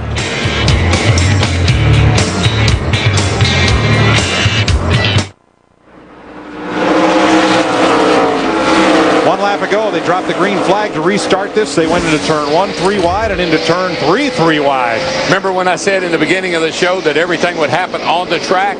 Well, it's trying to happen. Look at that. That's incredible. Hard to believe you could do that here, but they are. There's a sense of urgency, I think, in a race of only 200 miles like this, that you got to get it done in a hurry. And this restart is a pretty good indication that everybody's in a hurry. Here's the restart. They just start running in the back of each other. Look at that. Look, a lot of cars did not get going very good. But they have now sorted out without incident. Somehow, some way. 6 cars were penalized for entering the pits while the pits were still closed. And the penalty, those penalties would be for Kevin Harvick, Johnny Sauter, Stanton Barrett, Ashton Lewis, and Steve Grissom. The penalty started at the tail end of the longest line, which is basically at the rear of the field. And we had 12 cars that stayed out on that caution. Man, they come off turn 4, then the 38, the 11, the 20. They all 3 were sideways. The 38, Tyler Walker, damaged after an earlier crash, but still out there chasing it. While Greg Biffle leads Carl Edwards by a quarter of a second. Reed Sorensen, Jason Keller, John Wood, the rookie, up for 5th. And Darrell, I think watching Greg Biffle lead this race, remember he's been out there now over 40 laps on his tires. We talked about this. This is a pretty good tire that lasts. It does not give up on the stopwatch. No, I think they'll be fine on right sides tonight. I think that's going to help if you want to take 2 as well.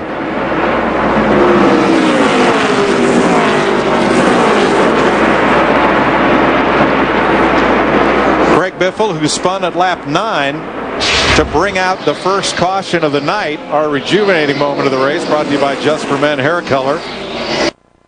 Rejuvenator. As Greg Biffle has rejuvenated his race from a lap 9 spin to where now he has cycled around and become the leader of this race.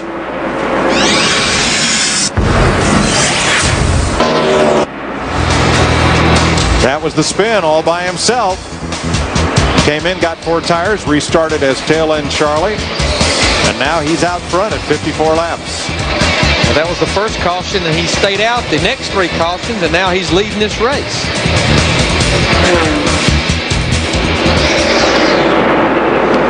But you see our boys that are 1 and 2 in the points. Carl Edwards in the 60 car, Reed Sorensen in the 41 car.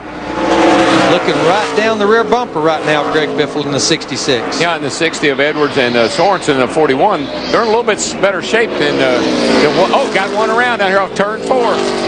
Michel Jourdain, the 10 car. He had such a great race coming from 40th up into the top 15. 38 got in that really, he got his whole front end knocked in as well. Oh, and that car is pounded.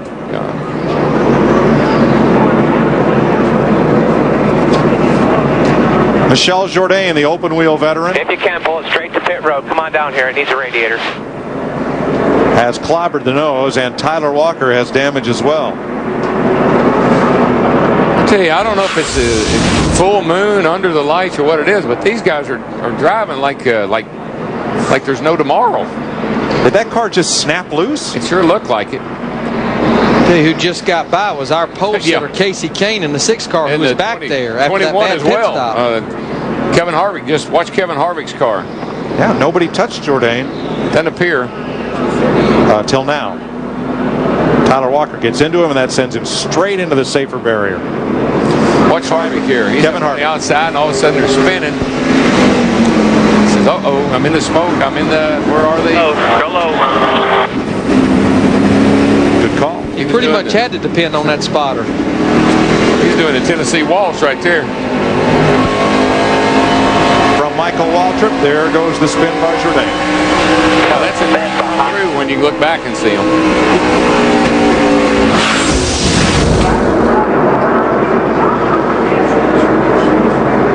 Tyler Walker, all steamed up about that one.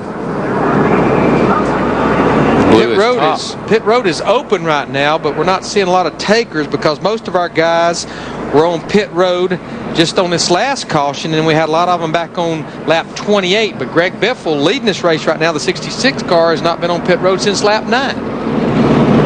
And the most important thing is that Michel Jourdain is okay and climbing out after a hard hit. Tyler Walker's car goes to the garage. Jourdain a wave to the crowd. We'll check with Dick Berggren.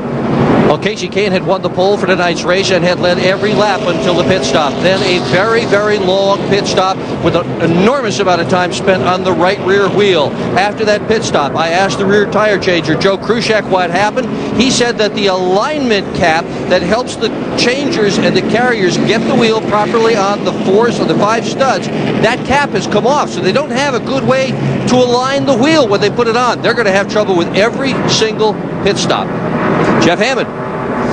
Dick, what they're talking about with the 6 cars, we take a look at the damage right now, looks like on Tyler Walker's car one more time, as the fact that the cap that they're looking at is the one I have in my hand right now. This is what goes on the hub of the car, and you can see here are the alignments so they know where the studs are lined up at, and it's tapered. I'm going to turn it to the side. You can see that's tapered like a bullet. What they do is when they put the wheel on, it helps to align the rim and the studs up, and it slides up on there. If this cap falls off, which has already happened, boom, it's gone away. All they've got are these 5 studs hanging out just like on a regular passenger car, and Chris, that really makes it very, very difficult. There again is an example of what we're talking about here. That makes all the difference in the world as far as making fast pit stops. When you lose that cap, all of a sudden you got the stud sticking out there, and it's really going to challenge this team. And the best thing they can do, looks like they're talking about maybe coming in and trying to repair that. You look and you see the guys are working right now. They got electric impact wrenches and screwdrivers so they can possibly change it and replace that. Otherwise, it's going to be real difficult to get on and off pit road quick for this car. Casey Kane's crew trying to get him back up front. He led most of the race early. Currently, he is 21st. And, of course, the winner last week, Greg Biffle, your leader, after an early spin here in Phoenix.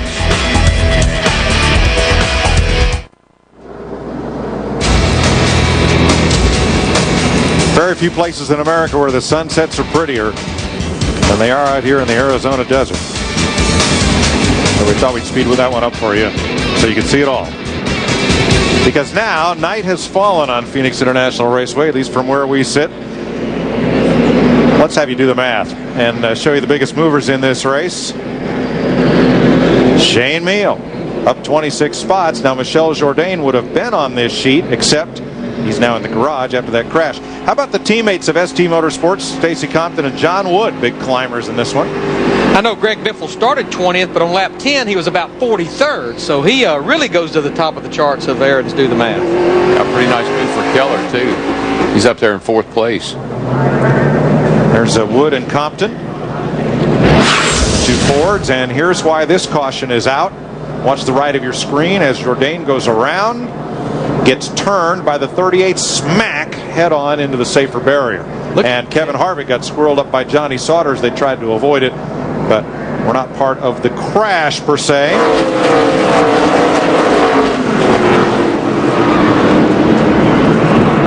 Just remember why Kevin Harvick and Johnny Sauter are back there is because of that mistake made where they pitted too soon before pit road was open, had to go to the rear of the field.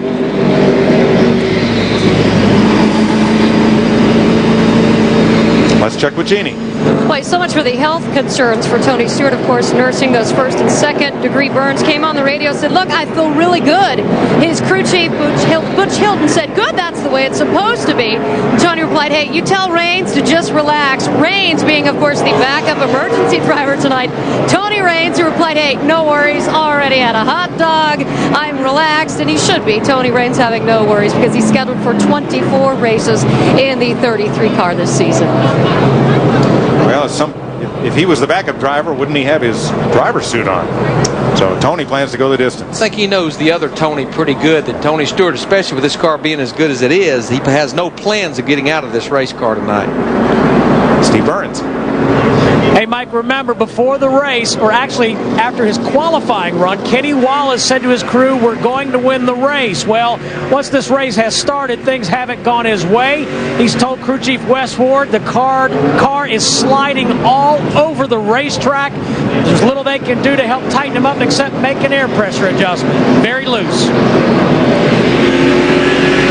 Jamie McMurray will restart this race in 20th position. Let's hear what he and his team had to say. That's a lot better getting in. I just a little bit too tight in the center, but I believe it's because my airs are so low. Because the more I ran there, the better I was getting. So it just didn't start out real good, and I got stuck in the wrong line. Yeah, 10-4, you're doing a good job. Sounded like Rusty Wallace on the other end of that radio. So there's a good chance it was the owner, Rusty Wallace. But you heard him talk about his air pressure being down. These guys drop the air pressure very low in these tires in the beginning because they treat this like a short track. Even though it's a 1 mile racetrack, you really get a lot of air pressure build up over the course of a long run. 36 drivers on the lead lap for this restart. Greg Biffle leads them around. Carl Edwards, Reed Sorensen, Jason Keller, John Wood, Stacy Compton, 5 Fords, and the Dodge of Sorensen in the top half dozen. Here we go. That's a little more like it right there. What do you say, Larry? It's Friday night. You got to grab those knobs first and twist them as far as you can. Let's crank it up.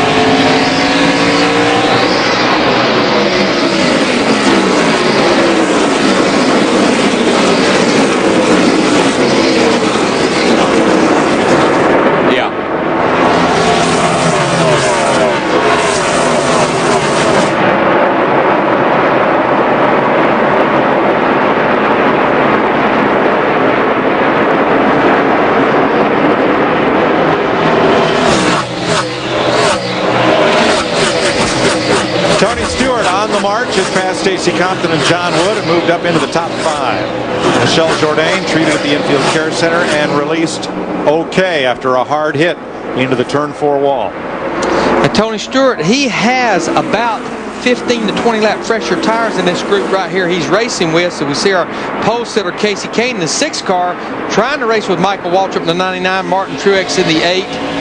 This is a battle back for 18th position.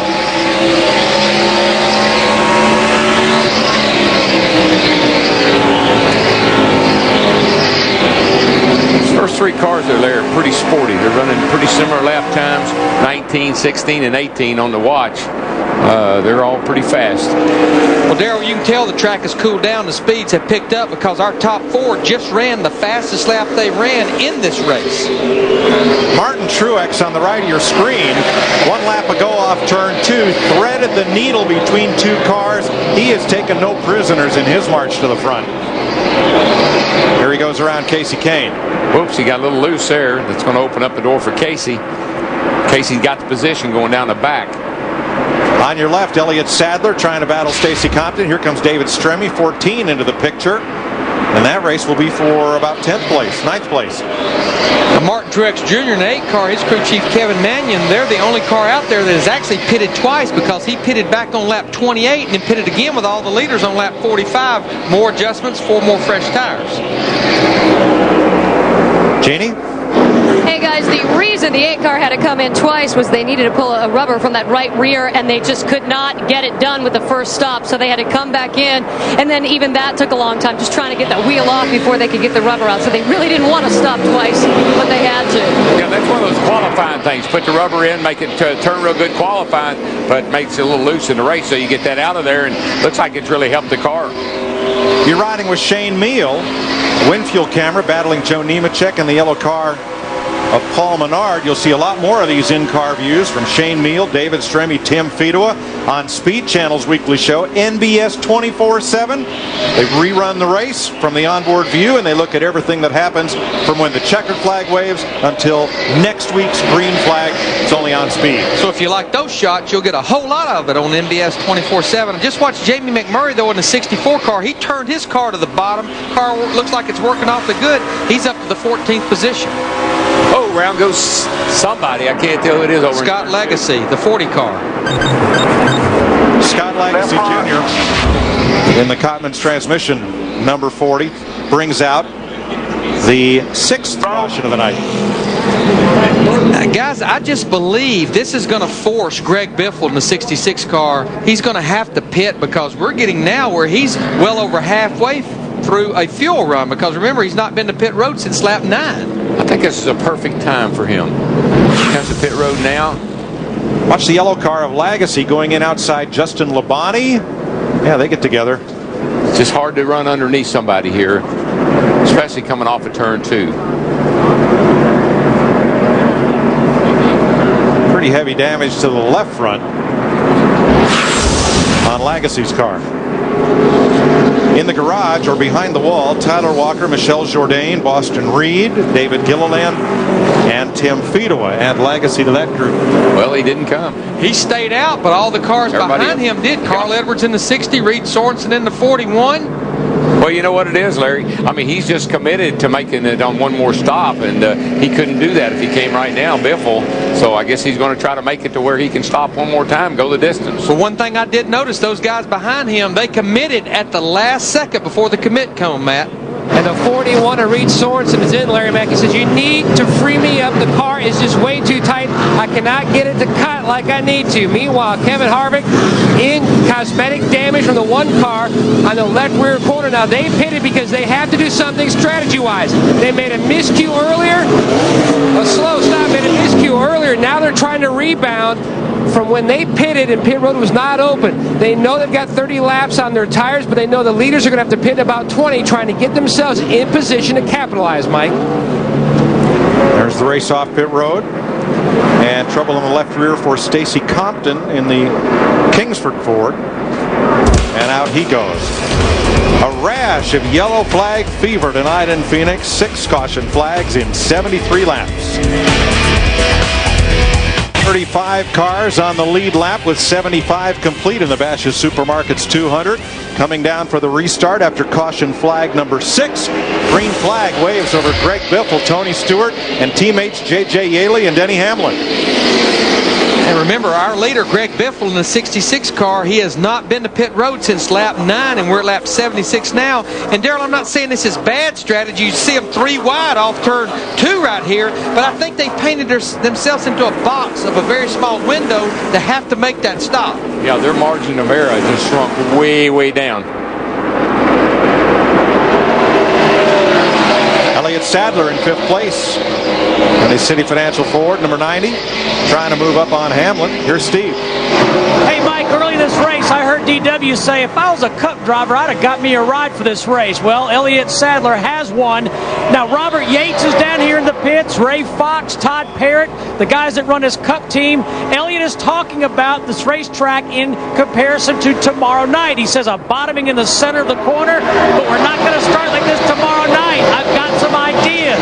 He's also talking about shocks, so trying to win the race tonight, but also talking about tomorrow night. Steve, I think the difference is that this is about the time we anticipate the Nextel Cup race will be coming to conclusion tomorrow night, rather than being not quite halfway as we are this evening. And just remember, they are very limited to the adjustments they can make on those Nextel Cup cars because they sit in the garage area right now, impounded after qualifying. But you know, Larry, with spring rubbers and even the shocks themselves, you can reach in there and click those shocks and get that car up off the ground. So I'm sure that's what he's thinking about. What we've all been wondering is why didn't Greg Biffle pit? Dick Berggren has the answer. Well, I don't know if I got the whole answer, Mike, but I asked his crew chief, Newt Moore, how far they can go on this tank of fuel, and Newt estimated lap 117 to 118. So between now and then, they get another caution flag. They're good to go. Well, in their perfect world, for lack of better words, they need that caution to come somewhere about lap 105 to 117 before they have to make that green flag stop, anticipating if it goes there and they get a caution, everyone else will come in knowing they can make it to the end. And if you look at the field now as we go along here, it's a lot more strung out than it has been early on here. So the chances of a caution are becoming very slim.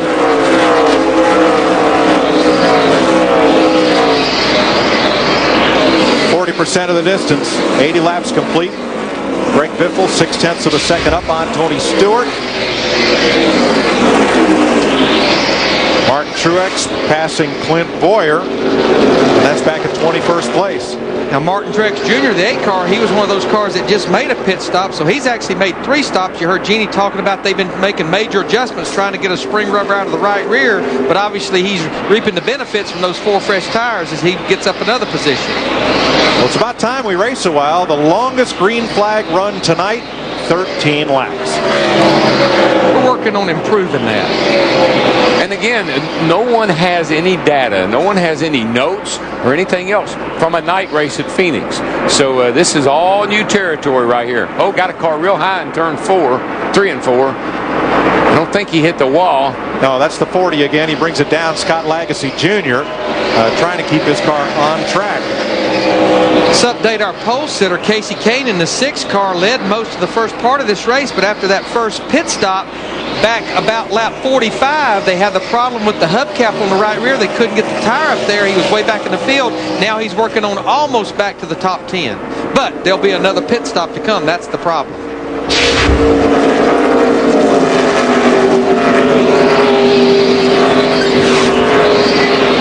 Guys up front right now, we see Greg Biffle leading this thing, but in behind him, you got Tony Stewart, who followed real close to him, who just moved into 3rd place. Denny Hamlin, we got a car around right now, the 58 car. Brent Sherman has spun, Jeff. Yep, there you go. Trying to get it going. Leaders are coming. There was a slow car on the outside of the back straightaway, and then there may have been some contact there where Sherman, who was also involved in the 3rd caution of the night, brings out the 7th yellow flag at lap 86. He was way up high trying to stay out of harm's way with that flat left rear tire, and around it came. Well, Larry, you think Biffle will pit this time? I mean, they cannot make it from here, without stopping again. But Darrell, I mean, now they're within about 20 laps that they'd have to make a green flag stop. I couldn't imagine that they will stay out there. Tires are fine. Fuel's the problem. Yeah, now I'd feel better about stopping now and hoping I got a lot of cautions and trying to make it at the end than I had to stay out there and hope I get another caution now that I'm getting close to being in my fuel window. We talked about 85 to 95 laps on fuel. Of course, here cautions are like 2 to 1. I would say with the way these cautions are coming, if you can get to lap 100, you'd feel pretty good about making it to the end. And if he's probably going to be one of the few cars that come on pit road, he could wait until it's right at the when he knows there's going to be one to go. That buys him a little more time. We'll know here in about 4 seconds because pit road is open. Yeah, he's got it looking down. Yeah, here he comes. Took all the drama right out of it, didn't he?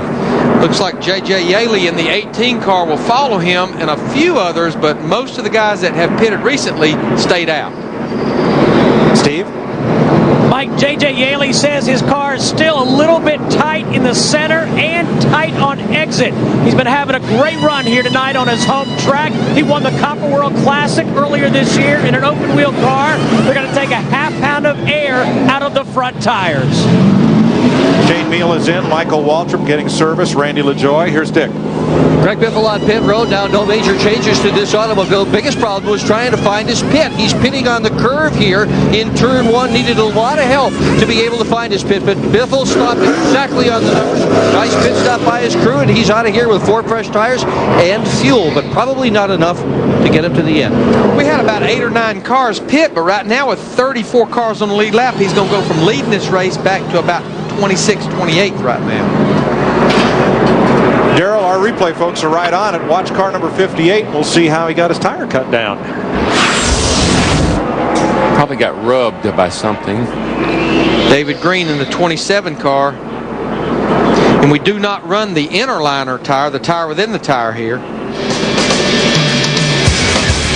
And Brent Sherman brings out the 7th caution of the night in Phoenix.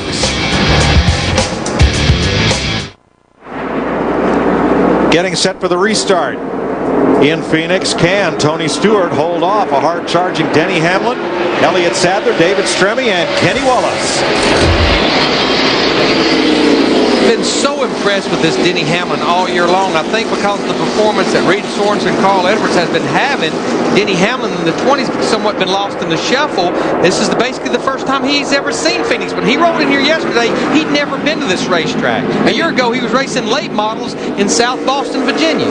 And you know, I think it's impressive that Gibbs went out and hired a crew chief of Bear Claw's quality to be this young man's crew chief and help him run the way he is.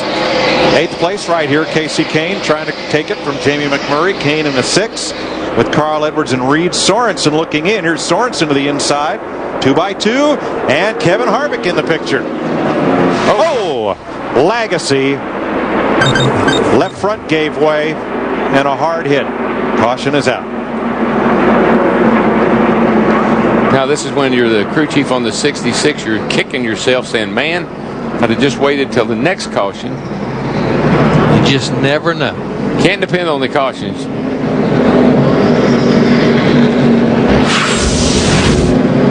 Scott Legacy Jr. trying to finish this race. It's a hard hit. She just won't turn. But we have safer barriers here.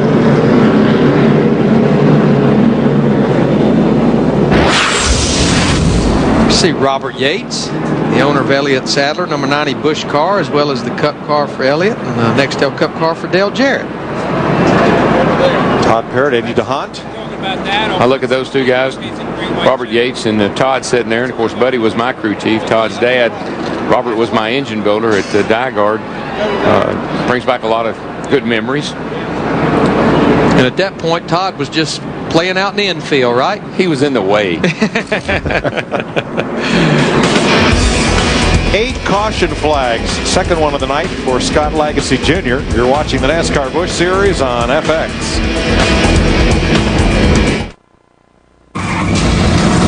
Tony Stewart currently leading. Already 8 cautions in this race in Phoenix. This is Greg Biffle, who spun out on turn 2. Later took the lead on lap 45. Tyler Walker in the 38 car, bringing out another caution. Kevin Harvick in the top 5, pitted, wasn't told that the pit was not open and lost some 28 positions. Has worked his way back up. Austin Reed in the 5 car here, spinning and losing it. As we started in daylight, working toward the nighttime. Michelle Jordan and Tyler Walker involved here. Jordan was okay once the smoke cleared.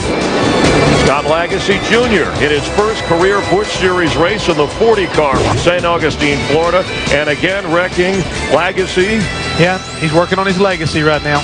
Bringing out another caution. We're within 1 caution of the record of 9. He appears to be okay there, by the way, for this racetrack in the Busch Series. We haven't even hit 100 laps yet. No, this right here has been kind of a surprise. But again, Chris, I think it could be because these lights, these crews right now, they're working on their cars, but all of a sudden when they snap loose, the guys can't hang on to them. Next thing you know, they're getting into one another, and we're having a lot of cautions. Adjustments being made. Let's check in with Matt Yoka. Matt? And Denny Hamlin having a career evening, currently running in the 2nd position now. Before the caution, he did have some right front fender damage. He also said, your job, to his crew chief, Cully Bearclaw, your job is to free me up in the center. It is just way too tight. Cully said, are you sure that you've never run here before? Denny said, I am positive. And Cully said, you would never know it the way you're running right now. You're getting ready for the restart. 35 cars on the lead lap. Brent Sherman the free pass. The last 3 cautions, Ashton Lewis had gotten the free pass each one of those times, and he's now climbed it 2 laps down.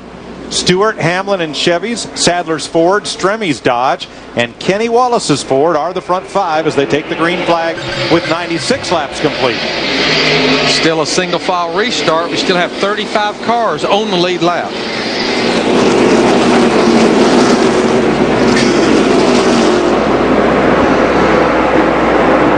Jamie McMurray in the 64 car just drove by Paul Menard in 11. That's a battle for 7th. Casey Kane, our pole sitter in the 6th, goes by him on the outside, or attempts to go by him. And Darrell, it seems that these passes begin at turn 1.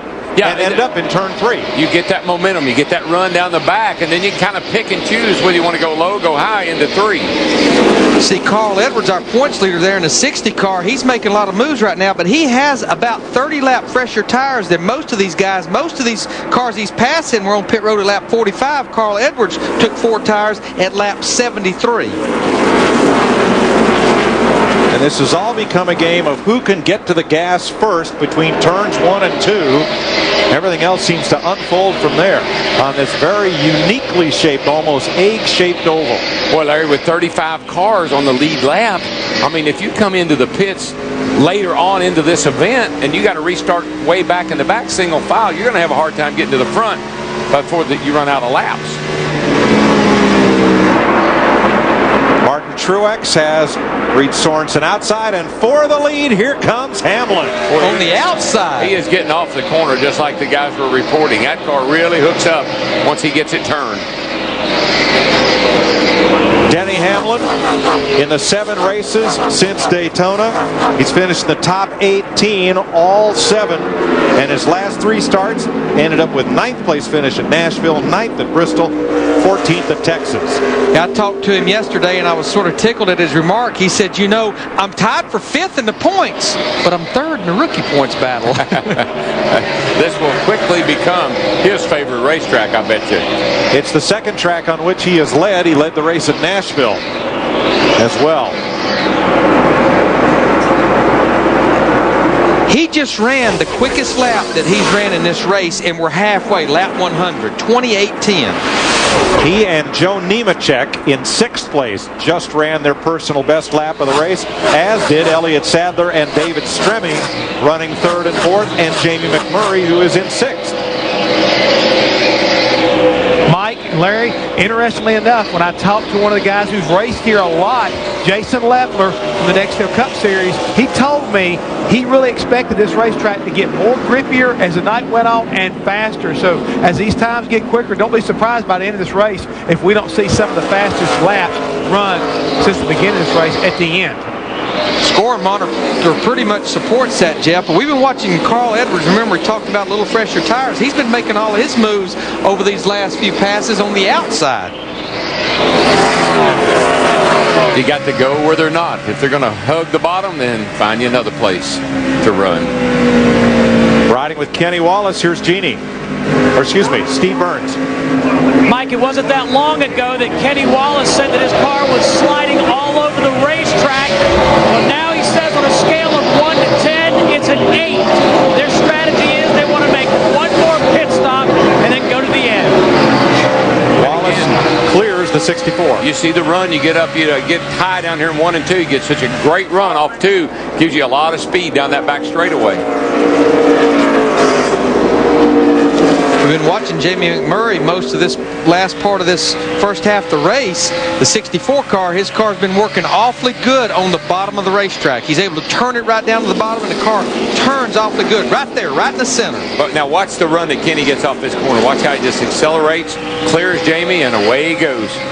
You just don't bind the car up when you're up high off of that corner, and you got more room over there than you used to have. They moved that wall back quite a bit. 5th place battle here. McMurray inside of Wallace with Edwards looking in. From the care center, Scott Lagasse Jr. checked and released. Okay. Shane Meal and Michael Waltrip get together. They've been working on each other all night long. They've been together pretty much the whole race. Now, these are 2 cars that made the pit stop back on lap 86. Right now, they are battling for the 20th position. Shane Meal has 2 prior Busch Series starts here, crashed both times. Trouble on Hamlin. He got high down here in turns 1 and 2, or 3 and 4. He's got a tire down the right front. He had a fender rub. I saw that earlier from some damage, and I think he's got a right front down. But he may be lucky because we have a caution, and he kept it off the wall. He went into turns 3 and 4, and all of a sudden the car just shot up the track. I noticed some right front damage on that car. Did not hit anything, but we do have a right front flat. You know, he had even mentioned a while ago, one of our boys mentioned that he had some right front fender damage. That will tie the record set last year for the number of caution flags in a Busch race at Phoenix. Now, if he can get to pit road, and you can see the damage there where he's been into somebody, if he can get to pit road without tearing the thing all to pieces. He's going awfully fast for that, I think, Darrell, don't you? It's going to be close. She's coming apart right now. He's on pit road, so I think he's going to be okay. But the penalty for pitting too soon is tailing the longest line. You get a feeling maybe he's running too fast down pit road. Penalty, tailing the longest line. So how far back can you restart? Exactly. Tail into the longest line. You see he goes into turn 3 here. He's in the middle of the corner, and all of a sudden I noticed actually this is coming off of turn 4. The thing had already shot up the track with him. And now he goes down here to turn 1, and he knows he's got a tire down right there. He's lucky he didn't crash. Matt's in his pit. And Mike, he is pulling out of the pit box. Now, they decided to take the penalty, come down when pit road was closed, because they were concerned that with no inner liner and that car down, that they were going to hurt the car more chassis-wise, grinding off something in that right front. They decided to pit now and fix their problem. Steve? Matt, a chassis adjustment for Elliott Sadler. 1 round down in the right rear. He's saying his car is still tight from the center off. 4 tires. Jeannie. The decision for the 33 of Tony Stewart to go ahead and pit because they can make it from here. Loaded up on fuel, Busch Hilton, the crew chief told him, and 4 tires on there. Track bar adjustment, Dick. Greg Biffle is in. He is going to take right side tires. Only meanwhile the 60 Carl Edwards. A very late decision for him to stay out, and that has given Carl Edwards the lead to this race. Yeah, we had about 7 or 8 cars that were on the lead lap, including Martin Truex Jr., Shane Mill, Michael Waltrip, and Carl Edwards that elected to stay out. But we do pretty much know those cars that just pitted, they can make it to the end on fuel. Right. This is a perfect time for a caution for a lot of these guys. They're good to go. 92 laps to go in the Bashas Supermarkets 200.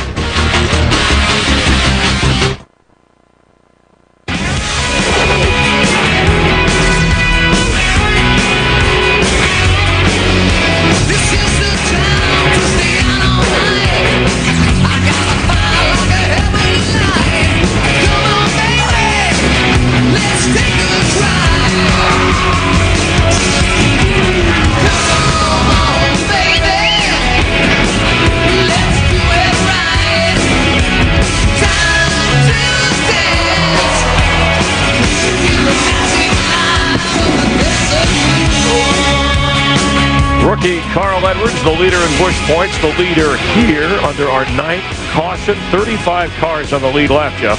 Yeah, and what that means, Chris, when you think about Denny Hamlin having that tire go down, pitting early, he'll have to start at the back of the longest line. So that's going to put him way back in there. He's going to fight his way back up along with guys like Reed Sorensen. So it's going to be interesting watching these cars charge back to the front.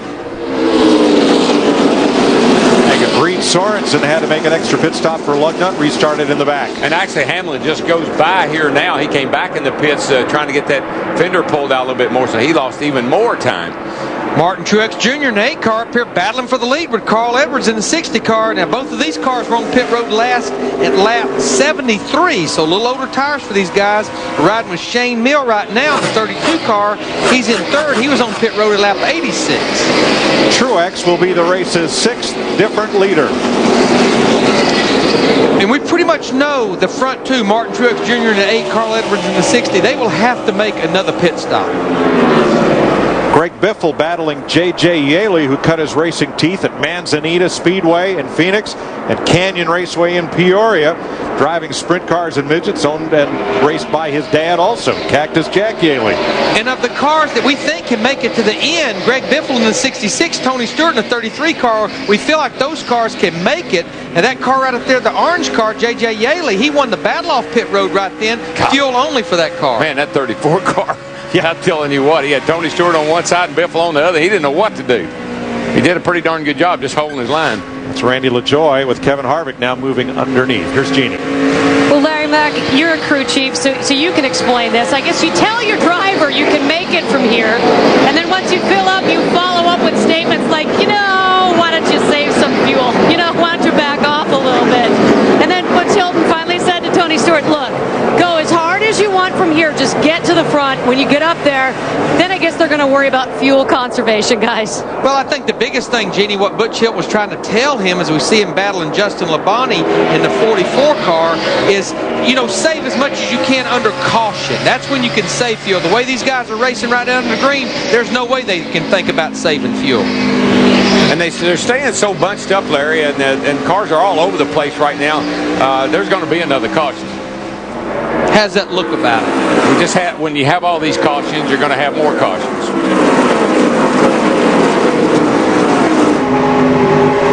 84 laps to go. Truex over Carl Edwards by a car length to Dick Bergman. With Brad Parrott, and he is Carl Edwards' crew chief. You've had a contrarian strategy all night long. When the leaders are pitted, you stay out. When they stay out, you pit. Why? Well, it's all about pit strategy here, and just doesn't seem like the thing to do. You got the gut feeling tonight that we're making the right pit calls in the World Financial Pit. Thanks for them being on board this weekend, and our hearts are still with John Reiser, but his heart's with me because he's telling me to do the right thing tonight. You got enough fuel to make it to the end? No. We know we got to pit one more time, and I'm pretty sure everybody else does. I don't think you want to run 85 laps on these tires, 90 laps. We'll pit with 50 to go like everybody else will. We'll be in the right pit position. That's Brad Parrott. He's Carl Edwards' crew chief. I believe there's some guys out there planning on going to the end. Yeah, I don't know if he's. I don't know about the tire situation. That I would think this tire would be good to go the distance, and we know some of these guys can make it on fuel. So I think that's what I'd be worried about if I were him. Casey Kane and Johnny Sauter on the inside. Justin Labonte on the outside with Jamie McMurray 64. And this is back at 16th position. And Justin Labonte, the 44 car, he's one of the cars that elected to stay out on that last caution. He was up in the top 10, but now he continues to lose position. We need to update Reed Sorensen in the 41 car. Had to make an extra pit stop a while ago because they had a lug nut missing after they made the first stop under caution. I'll tell you what, I'm pretty impressed with the guys who are running 4th and 5th. Michael's running 4th, and Stanton Barrett in the 36 car has got himself up there in the top 5, doing a pretty nice job right now. They made multiple pit stops with that car. Ricky Pearson, the crew chief, they elected to stay out under that last caution.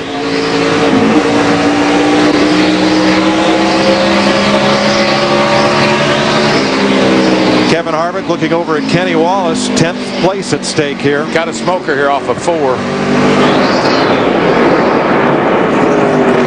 Tough break for Eric McClure, who had done a good job of staying on the lead lap all night. Got a tear off here on the straightaway. I don't know. The smoke's not going to be a problem. I don't know about that tear off laying there, though. Windshield tear off. We've seen all year long that gets across the front nose of a car.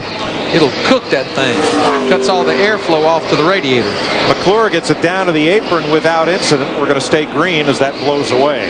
Yeah, it blew over to the inside of the front straightaway wall here, so he should be all right if he can make it back around.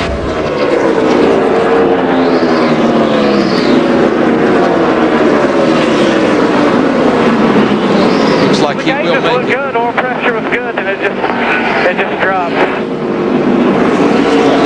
Sound like engine problems. See, with Greg Biffle in the 66 car continues that march to the front.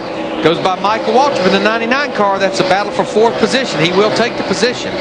Now, of all the things we see in night racing, that fire coming out of those exhaust pipes, to me, that's the best. Flames, real flames. And Darrell, what that is actually where they're somewhat part throttling it, and it's just raw fuel burning the exhaust pipe. No problem exists. You want raw? You want an all-new episode of The Shield coming on FX? I'm hooked on that show. Michael Chiklis and Glenn Close, the dynamic between the tension between those two. When they added Glenn Close, that made that show that much better. She is so cool. See the battle for 6th position here. Stanton Barrett in the 36 car, J.J. Yaley in the 18. J.J. really not on fresh tires, but we feel like he may have enough fuel to go to the end. Pitted for fuel only on that last stop. And Barrett falls in line behind Yaley, poised for his best finish of the year, which so far was 19th in Mexico. And his best friend is coming up behind him right there. You know, Tony, and he had a little run-in over to Texas. And it'll be interesting to see how Stanton and Tony negotiate with each other here. Clean pass by Stewart to the inside. Barrett gave him plenty of room. Meanwhile, David Stremme gives way to the 1 of Johnny Sauter. Right now, this could be the best run that Johnny Sauter in the 1 car that those guys have had all year long. Of course, had the carburetor problems at Texas last week, disqualified from the race, points and money.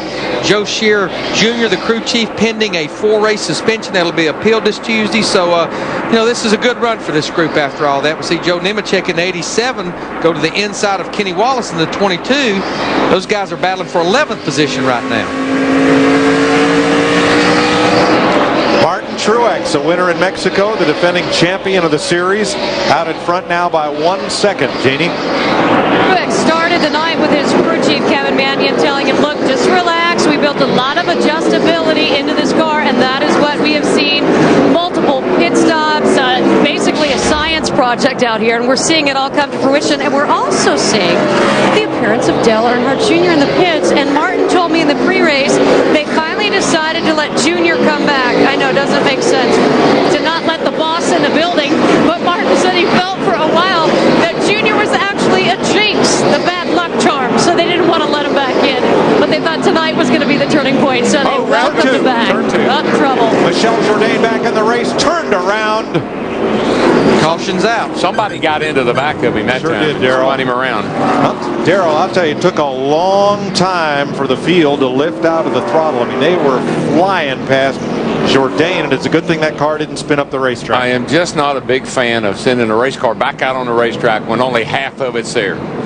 Now, he was not uncompetitive. He was running along on the bottom of the racetrack and pretty much out of harm's way for the most part. Well, I don't know about that. Okay. He got turned around. Well, let's see. He got in somebody's way. See who it is back here. Somebody gets into him. Pretty low on the racetrack. Like Casey Kane, maybe in the 6th car, pole sitter. I think you're right, Larry. Now, what this is going to set up, I feel like that 4 of our top 5, Michael Waltrip, Shane Mill, Carl Edwards, Martin Truex Jr., I feel like those guys will have to come to pit road because they can make it from here on fuel. But I think Greg Biffle in the 66 car will stay out because he has enough fuel and he only has 20 laps on his tires. Good strategy on their part. That caution fell for them just right that they waited on. Yaley stays out, so does Stewart, Elliott Sadler, Kevin Harvick, Joe Nemechek, Sauter, Wallace, and others. Jeannie? Well, a bit of a surprise in the 8 pit. They said a gentleman racing all by himself, Rex. Now we have to rethink our philosophy here. Car a little bit tight, so yes, indeed, you see he's in getting air pressure adjustment. 4 tires and fuel. Dick? Carl Edwards has called the changes that he wants to his car. He's not going to get all of them. He called late that he wanted a little more air taken out of the right rear tire, but he had gone too far down pit road to get it. They just didn't have enough time to get it accomplished. Slow on the left rear in Carl Edwards' car. Now he has enough fuel to go all the way. But I think the problem, we have 70 laps to go. We have 33, 34 cars on the lead lap, and we only had about 8 to 10 cars that pitted. So these guys are going to be way back in the field in a short time to get back to the front. That's what I was worried about, Larry. You know, with all these cars on the lead lap, and you come into the pit now, I mean, you got your work cut out for you, buddy. You're going to have to get it done. And Ashton Lewis is back on the lead lap. He gets the free pass again.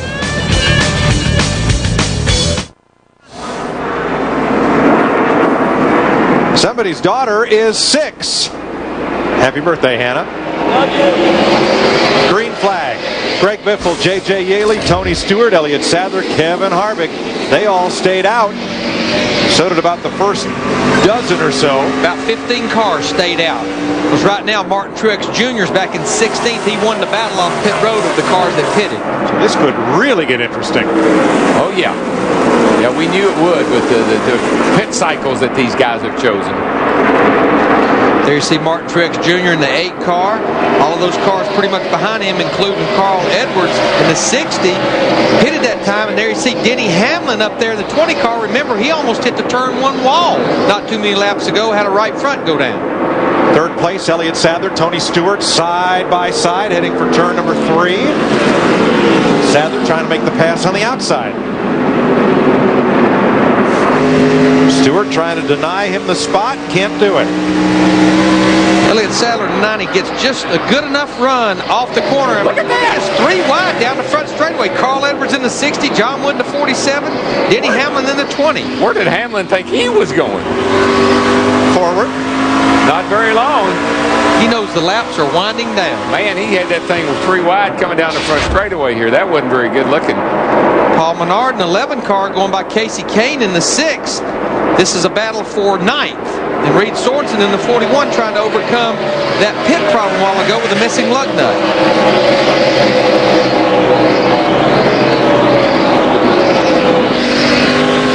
Oh, around goes somebody. John Wood into the fence, turn 2. He's going to hold it off the wall. Somebody got him going down in there. I'm not sure who it was. I think we're hearing it may have been the 20. Got one more coming by. Okay, you're okay. Likely contact from Denny Hamlin. You see the left front of the rookie John Wood's car torn up. Hamlin is pretty aggressive right now. He's forcing himself right up through there. 11th caution of the night. And let's show it to you. Turn 1. It's him on the inside there. Denny Hamlin down on the inside in the 20 car. You can see he's got a little smoke coming off that right front still. Looks like he might have bottomed out, bounced a little bit, got into John Wood. And Wood was having one of the best races of his rookie season. Watching from Shane Meal. You see that 20 car kind of do a little hop as it got down in there. Smoke poured off the right front and into the 47 he went. From Michael Waltrip.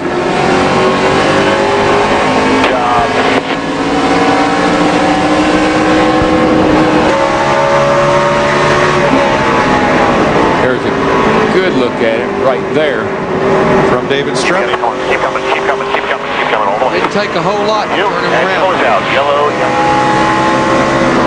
Like that 20 still got, he had a little damage and he's got some more now. That's what got him in trouble to start with. Several interesting colors on that fender. As we work the 11th caution flag of the evening in Phoenix.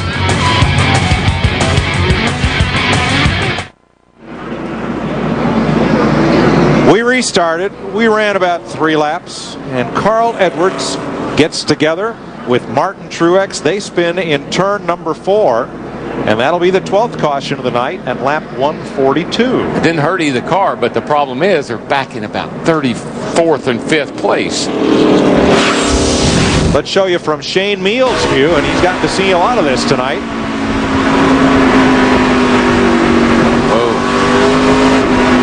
And to his credit, hasn't been involved in any of it.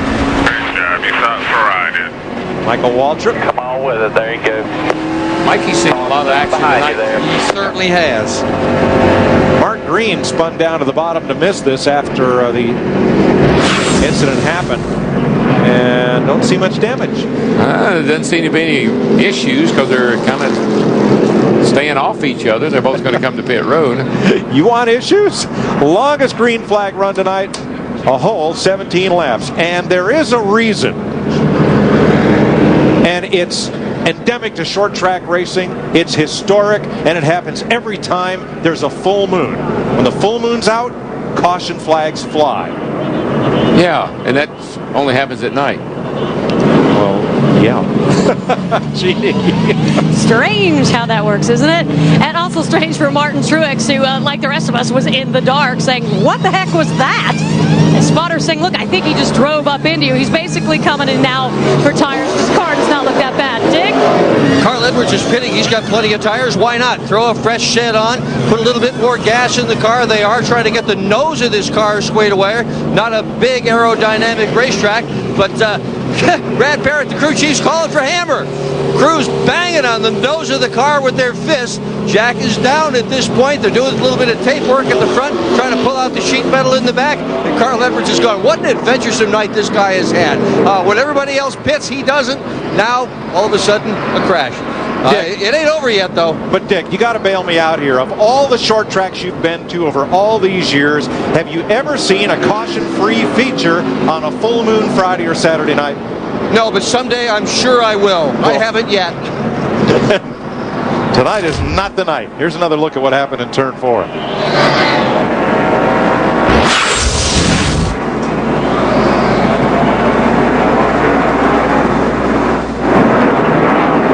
I don't know, but that's 2 professionals right there.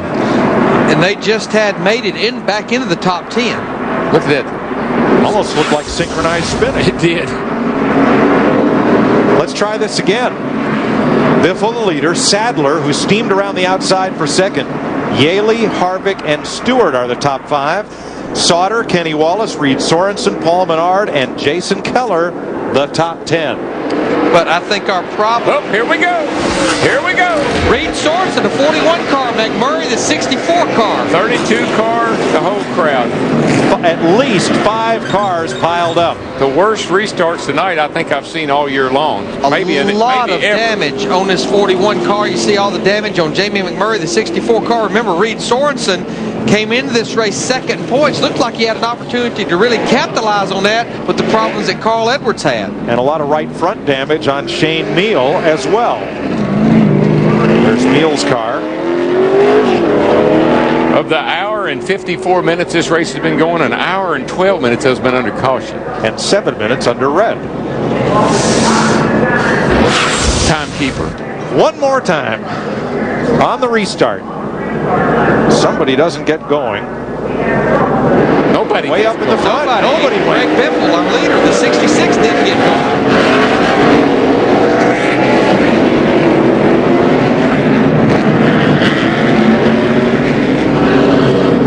Very slow restart from Biffle, and everything stacks up behind him until there's nowhere to go. Looked like it really started when Kenny Wallace in the 22 got to the back of Johnny Sauter in the 1, but really no one up in even front of them got going. Let's ride with Kenny.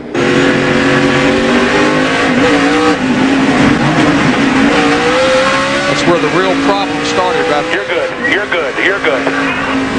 Carlson's out. Carlson's out. Now this is Shane Neal, and he got some of the worst of it. Oh, David Stremme, the 14, got in the left side of him. Michael Waltrip's view behind Denny Hamlin. Stacking up, stacking up. Come here, just watch them. All over the bottom. Wow, good getaway. How about David Stremme? Let's ride with the Navy car. Green, green, green. 4. Watch it, just back it down here. Back it down, watch it. Yellow's out. That hit the door. Anything here? You're okay, you're okay.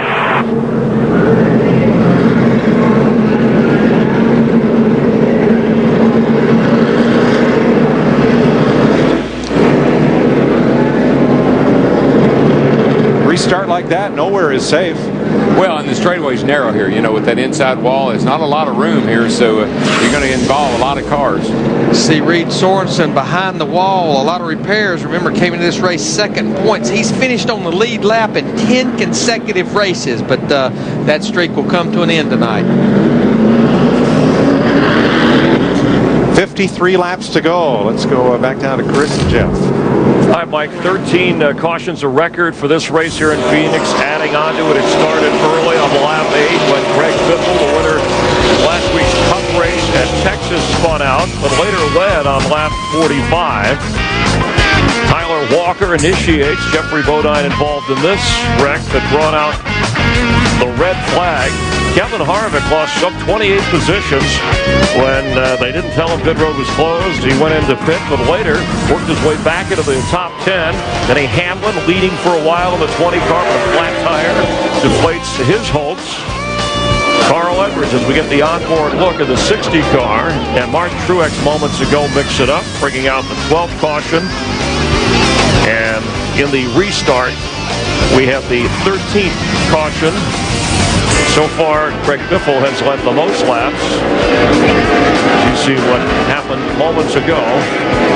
And Biffle and Elliott Sadler, your leaders at the moment in a couple of Fords with about 52 laps to go. It's been crazy go nuts here. It's like bumper cars at a Friday night carnival. Man, it's full moon Friday. What are you talking about, Chris? A lot of weird things coming on including out here. You're getting hungry or just reacting to the moon. All right, so we know where we've been. How about what's left and what we have to look forward to? What we got to look forward to right now, Greg Biffle has found his way back up in the lead once again. He's being followed very closely by Elliott Sadler, and there's a lot of guys that are still charging with the number of laps we got left. We got 52 laps to go, so we could still say about anything, happen as far as that's concerned. How much of this is the unknown factor, and how much is it just guys driving a little bit too antsy? It could be just what you might say Friday night racing under the lights. A lot of times these guys kind of pull it up another notch, but a lot of the unknowns tonight, I think, have been the racetrack. You see cars breaking loose in a hurry, and the next thing you know, they get themselves in trouble. All right, Shane Meal, one of those guys. Let's get a report on, and Matt Yoakum is standing by with that. Matt? And Shane Meal is helping his team try to get this car repaired to get back out there. What happened, Shane? I don't know. Somebody missed a shift. It's unfortunate. The Winfield Chevrolet was it was good. We qualified terrible. The guys did good. We had a great pit strategy and had direct miss, and somebody come by and hit us on the side. It's unfortunate. Winfield Chevrolet was great. Go to Walgreens and get them Winfield multivitamins because we need them to keep this car on the track. All right, so still a chance to plug his sponsor as a red flag has come out here with 52 laps to go, and Greg Biffle leading in Phoenix. Nice to have you along for the ride.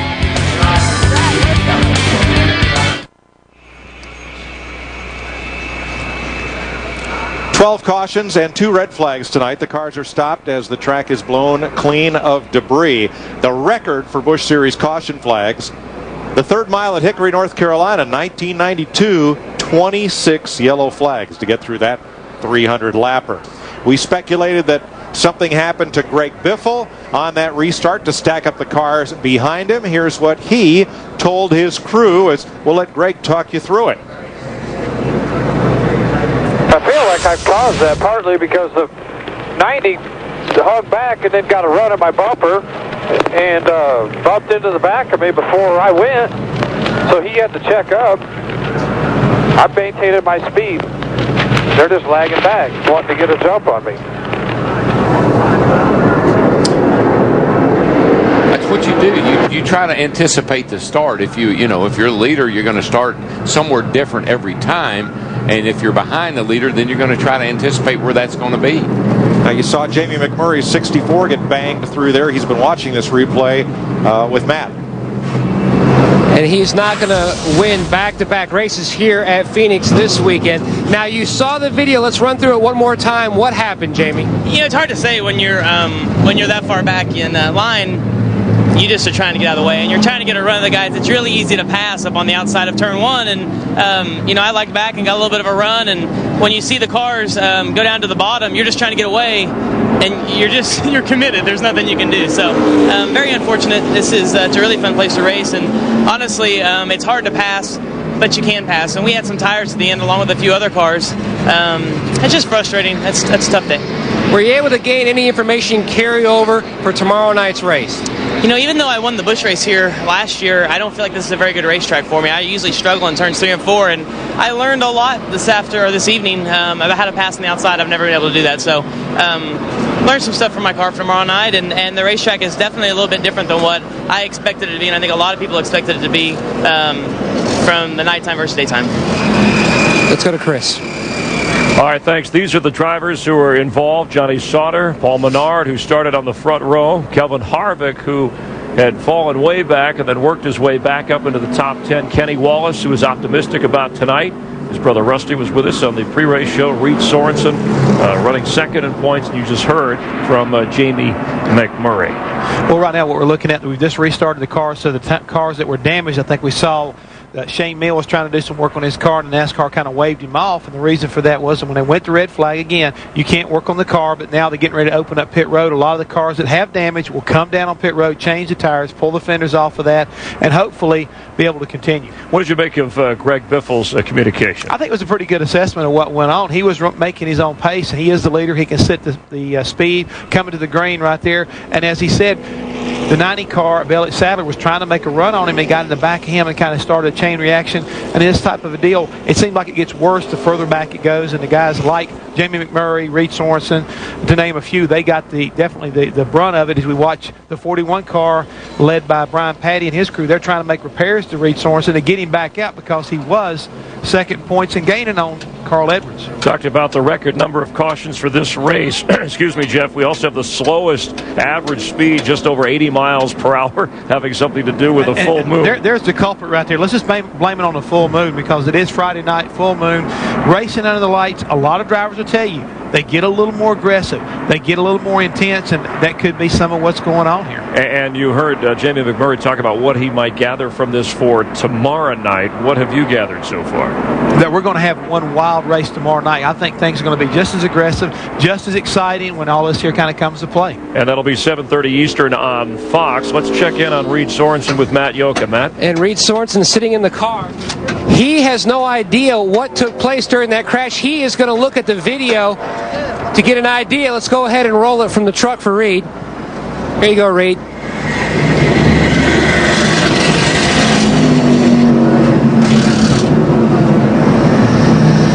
I don't see nothing yet. Yeah, it looks like the 21 car or somebody up there in front of us may have missed a gear or something. Another angle for you. Yeah, let's look from this one. This looks like everybody checked up, and I got into Kenny a little bit, and then the 11 car just nailed me from behind. I was kind of the meat in the sandwich there, so can't really do much about that. And this is really the first hiccup this year in what's been a very good year. Yeah, it happens. We got a lot more races to go, and my guys are working their butts off here to get this car out of here, so we'll just do what we can. They have cut, Mike Joy, pretty much everything off the front of this race car. Entered here second in the championship standings. Had wheeled it down to double digits behind Carl Edwards. We're back under green. Well, right now, if they get the 41 car out, Carl Edwards is in 28th place. Now, he's going to be able to move forward, sure, but Sorensen right now, if he got going again, he could end up being about 32nd. Greg Biffle in the 66, he didn't lag back on that restart. He stretched it out over Elliott Sadler in the 90 car.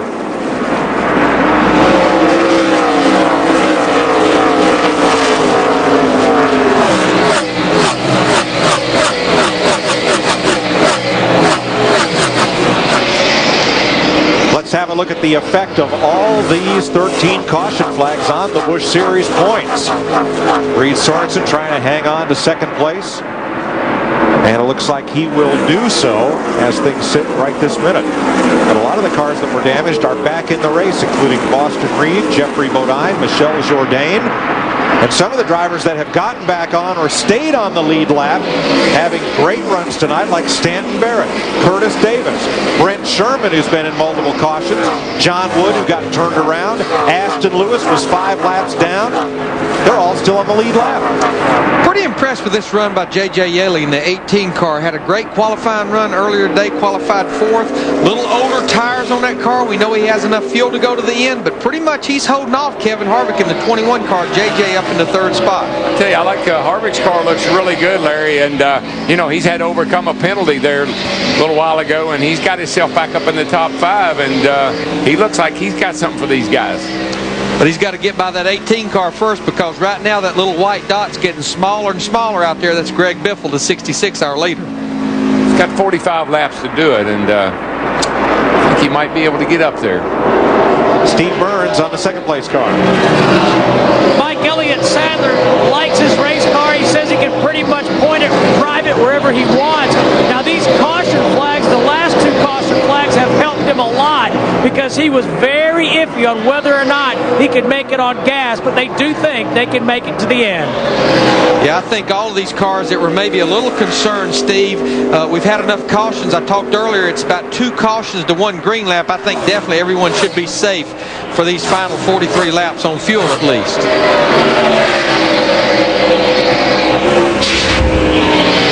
Drive the walk trip, Denny Hamlin moving on Paul Menard. This is at 9th place. Just pretty impressed with this run for Denny Hamlin in the 20, working his way back up, had that right front go down, brought the caution out. He was able to stay on the lead lap, and now he's working to get back into the top 10.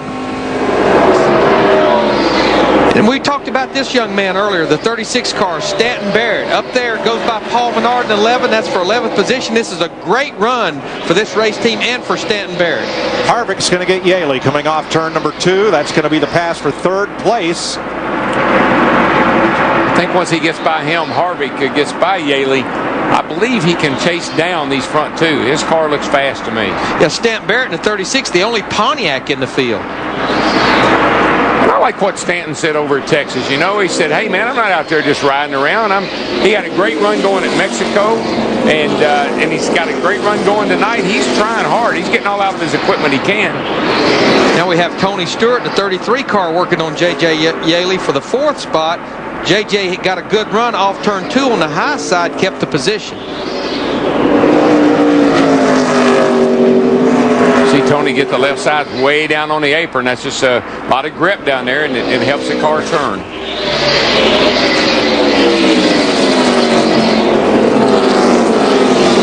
Harvick was the fastest car that lap, but he's got a ways to go. 3 seconds to run down Elliott Sadler and Greg Biffle. As you look from Kenny Wallace. Oh, got one in the wall down here. Hard hit for Randy LaJoy. The Dollar General Chevy. He's going to come off turn 2 and coast down to the apron after wiping the right front off his car. I think he had a right front going. It looked like he may have had a right front problem going into 1 down there. Man, he hit hard. Look at that. Baby is caved in. That was a hard lick. But I feel like Kevin Harvick, the 21 car, he's going to be at least glad to see this caution flag, because that will catch him up to Elliott Sadler in the 90 and Greg Biffle in the 66. Coming right at us here. You see the right front there, it just falls down, and he's along for the ride at that point. As soon as he started to turn in, Darrell, it went right down to the rim, didn't it? Just load that tire up a little bit. She was soft, and it blew it out.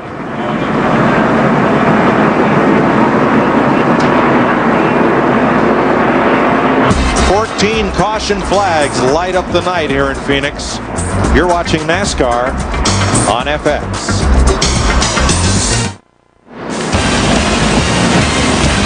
Well, the concern has been where the sun would be in the driver's eyes at sunset. I hope we don't have to worry about where the sun will be at sunrise before we get these next 36 laps in. But it has been a night of caution flags, 14 of them. The most recent, Randy LaJoy, cutting down a tire at the entry to turn 1 and pounding the wall. What will be tonight's Win Fuel winning edge? Perhaps Greg Biffle's run after bringing out the first caution of the night with this solo spin at lap 9. Got him off sequence, got him 4 fresh tires, and when everyone else pitted, Biffle assumed the lead, and here he sits at 164 laps. He has led 76 of them. Perhaps.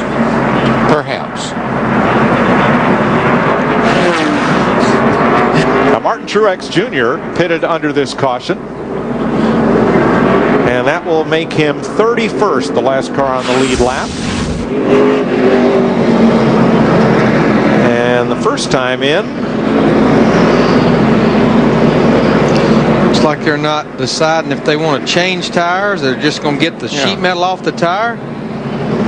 Actually, nothing happened then. Who called this pit stop anyway? Well, since then, he's been in twice more. They got issues right there. Maybe they don't have any tires. You also saw that Paul Menard, the 11 car in there. He'd been running in the top 10 most of the night. And here are all the drivers that we'll see tomorrow night in prime time on Fox in high definition and surround sound in the Nextel Cup race. First time spring cup race at Phoenix, first time under the lights. 7 of our top 10 right now. I think we may have to call this restart off. There's a safety truck right down here in the straightaway, front straightaway, just riding along, kind of like he doesn't know that the race is getting ready to restart. Yeah, one in the backstretch as well, Darrell. So that's the only thing we hadn't hit tonight, the safety truck. Yet. Get ready to do that. They waved off the restart and given them 1 to go again this time. Greg Biffle, your leader, with 34 laps to go.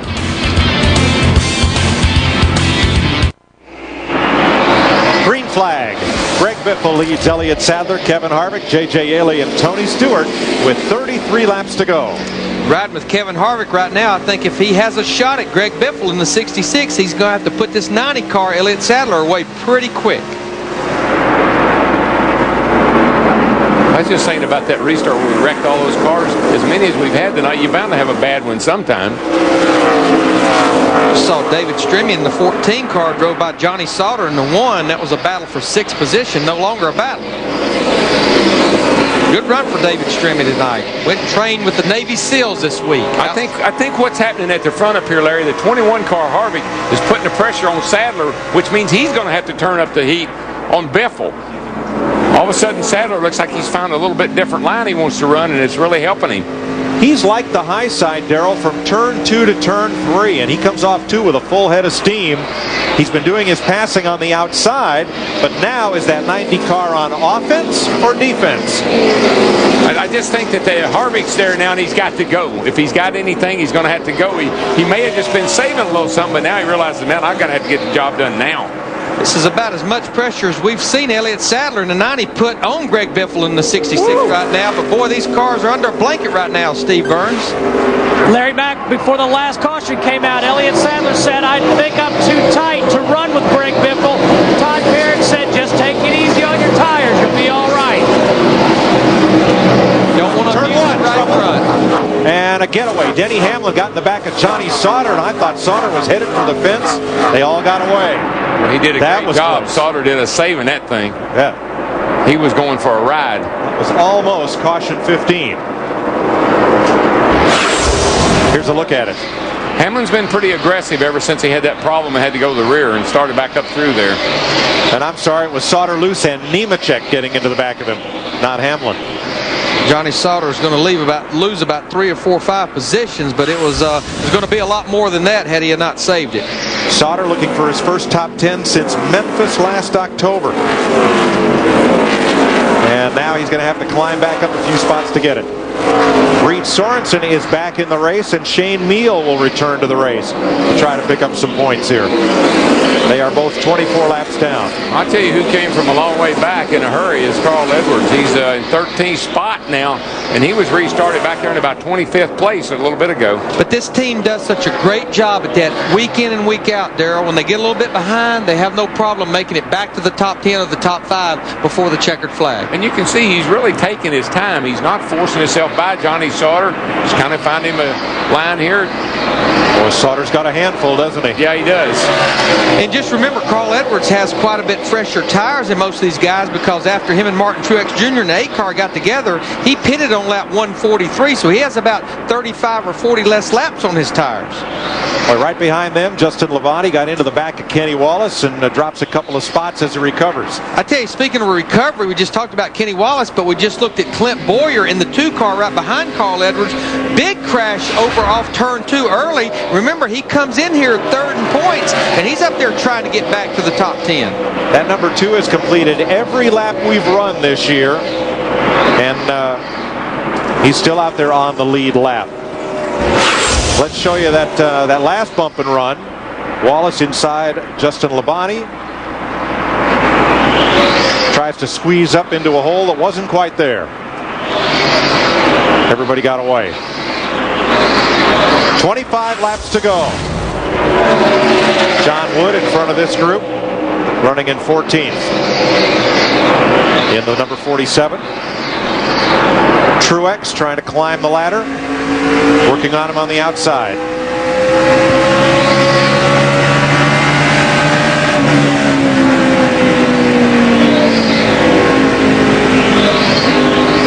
And Martin Truex Jr. has a little fresher tires as well, a lot like Carl Edwards in the 60 car. Got those tires back on lap 143. Looks like Biffle's kind of pulling away from Elliott Sadler now. It looks like the tires kind of came in and they got a little heat back in them, and he's been able to pull away. I'm going to tell you the guy that's on the move, and he just ran the fastest lap he's ran in this race. David Stremme in the 14 car, riding here with him in the Navy car. He's up to the 4th position, just went by J.J. Yaley, and he's running lap times right now as quick as Greg Biffle. Out there. No pressure.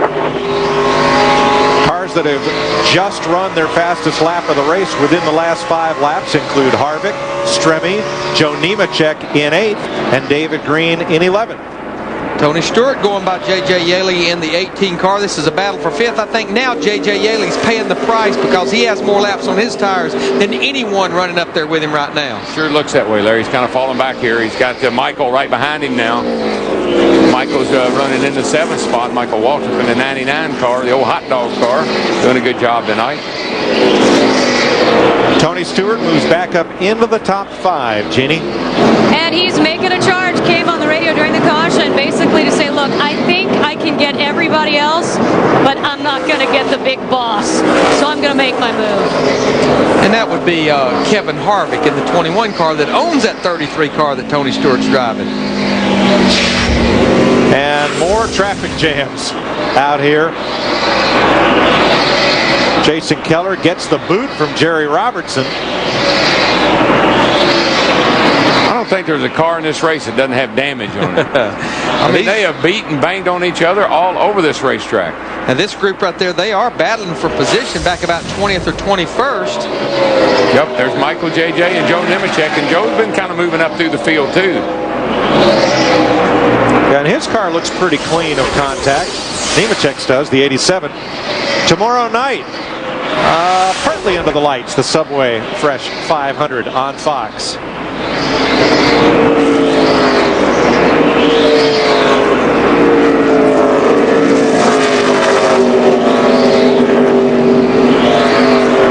Inside of 20 laps remaining.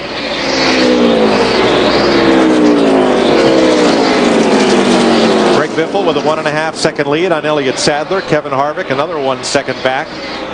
David Stremme 3 seconds off the lead. Let's go to Biffle's pit. Dick Berggren.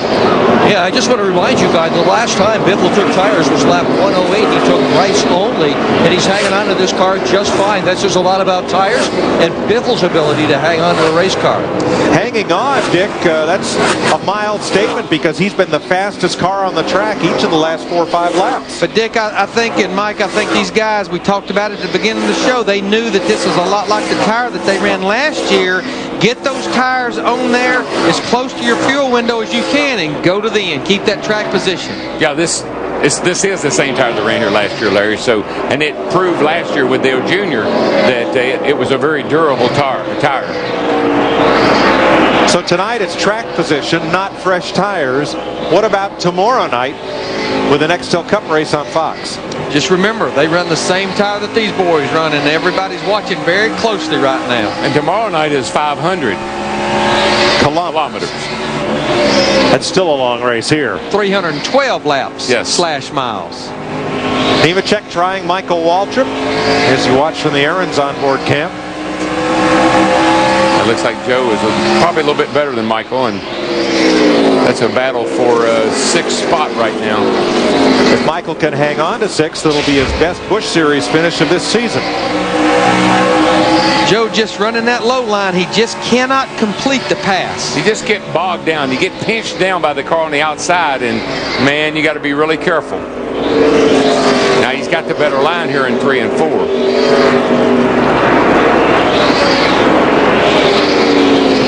And not too far behind these guys, Martin Truex Jr., our 2004 Busch Series champion. Remember, back on lap 143, he and Carl Edwards, they were laid up against the outside wall, and he's made a nice recovery, a little fresher tires. He's up to 12th, trying to get back to the top 10. Carl Edwards, in fact, our points leader, is just in front of him. And again, these cars here have about 30 or 35 less laps on their tires than all the guys up at the front. And Carl Edwards has finished every race this year in the top 10, so he'd like to get one more position. The next position would be Stanton Barrett in the 36.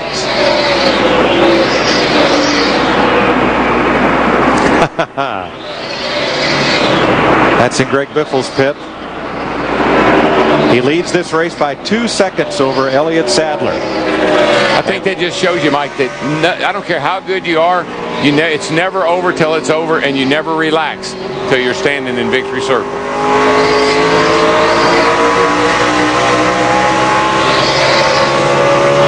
Think back to earlier this year at Las Vegas with Carl Edwards just kind of running away from the field, and all of a sudden he has a flat tire with about 5 or 6 laps to go.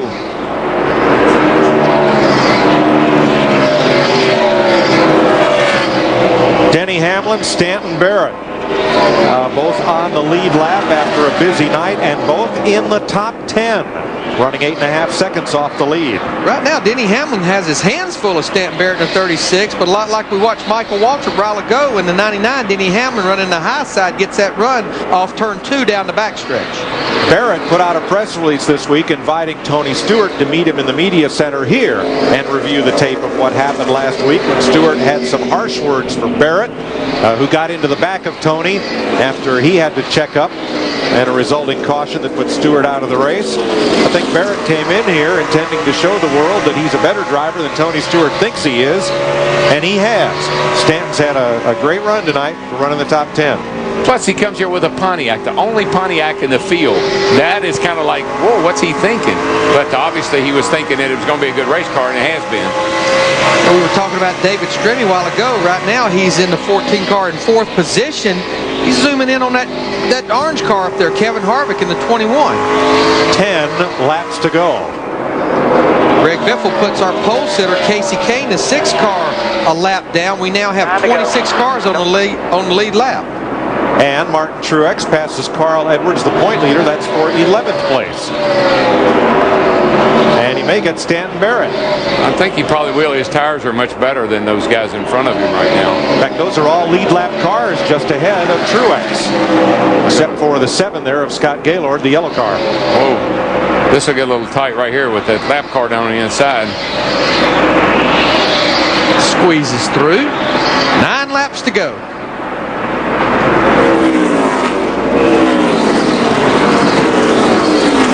Meanwhile, back at the ranch, Stremme is putting the heat on the 21 car up here of Kevin Harvick. 3rd place battle. The leader, Greg Biffle, getting away, and Elliott Sadler about 7/10 in front of Harvick, who now gets a mirror full. Here comes Hamlin underneath his teammate, Yaley, boxing out the 8 of Truex. Yeah, JJ has just been sliding back here. He's just out of grip, and he just kind of has to move over right now. Look at this battle here. I mean, as you mentioned, Mike, all these cars are battling for position. And the 8 car. And Barrett just got back past Truex again. That'll shake things up with 7 to go.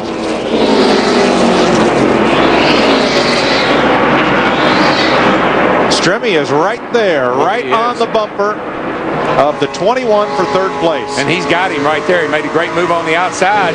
And again, the lap car got in the way of Kevin Harvick. Opened the door for Stremme, and 2 he went. Yeah, use Steve Grissom as a pick to pin Harvick down there. Nice move by Stremme. And just drives away from Kevin Harvick now. But one thing I did notice last time David Stremme drove off into turn 3, he is using those brakes right now. Oh, yeah, now's the time to use them up. Truex gets past Barrett again, and here's what happened a few laps ago to the 8. Oh, he had nowhere to go. He tried to make a lane that wasn't there. There was room down there, but so was that slow car of Reed Sorensen, so that was a no-win move. And he's done a bunch of damage to the right front fender as well, and so now he's really hurt. Carl Edwards in the 60 car. He just goes by J.J. Yaley in the 18. He's in the top 10 now. In fact, he's up to the 8th position. Looking for another top 10 finish here in 2005. Greg Biffle, our leader right now. And Mike, you talked about him early. I'm going to give a call to Curtis Davis in that 0 car. Had a good qualifying run today. I know we've had a lot of cautions, but right now with 4 laps to go, he's still on the lead lap. About to be lap, but still on the lead lap. You know what? David Stremme is going to catch Elliott Sadler the way he's going. What's all that smoke from? Hard to tell. There's Sadler right up ahead of Stremme, and he is catching him at a high rate of speed. Meanwhile, Hamlin and Truex side by side for 10th. Yeah, Martin Truex Jr., the 8 car, a lot like Carl Edwards. They are definitely reaping the benefits of those fresher tires now. He had a tire rub on the right front there after that contact he made, but it looks like it's corrected itself at this point anyway. And it'll be 2 laps to go for Greg Biffle next time by with a 2.3 second lead. A lot of changes in the top 10 behind him. But he and Elliott Sadler. 2 to go. You got the 32 slow on the bottom down here in 2 to go. Looking for a 1-2 finish for Ford. And looking to become the first repeat winner in a Busch Series race at Phoenix. And it never fails. I mean, the man spun out. in the first 10 laps of the race, he's in big trouble. And here he is going to win the race. He spins out. It turns out to be the best thing that can happen for him because it lays out his strategy for the rest of the way. Yeah. And they did catch the caution just right, which tonight there were multi chances of that. White flag. White flag, bud. White flag. Don't need to pass somebody else. Nice and smooth one more time. Best battle is for 6th. Joe Nemechek, Michael Waltrip, while Truex and Yaley and Hamlin and Barrett from 10th on back. Nice job tonight, guys. I would say so. Yeah, you didn't do bad yourself there either, Biff. Nice job on your part. From bringing out the first caution to driving to victory lane, Greg Biffle does it. There is Elliott Sadler 2nd, David Stremme 3rd, Harvick 4th. And look at this race for 15th. That's Paul Menard and Kenny Wallace. Trade paint and sheet metal all the way to the line. Paul Menard wins the battle with those 4 fresh tires. Now this team right here, this is Bruco Motorsports. This was the 2017 from last year. They've not been to victory lane since 2003 Kansas, so a long dry spell for this race team. That's the first Busch Series win for Biffle in 2005. He last won Labor Day weekend at California. He gets his 17th career Busch Series victory. 6 top 10 finishes in 7 races this year. Coming off a run finish in Texas. Greg Biffle, your winner under the full moon on Friday night.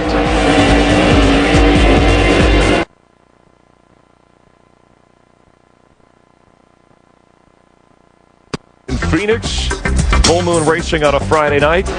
Greg Biffle wins. Here is the Win Fuel Edge after bringing out the first caution on lap 8, taking the lead on lap 45 and coming back to lead the most laps in this race, 112, and continuing to sizzle, coming off his win in the Cup race at Texas Motor Speedway last weekend. Elliott Sadler finishing 2nd, David Stremme 3rd. As we approach midnight on the East Coast in Victory Lane.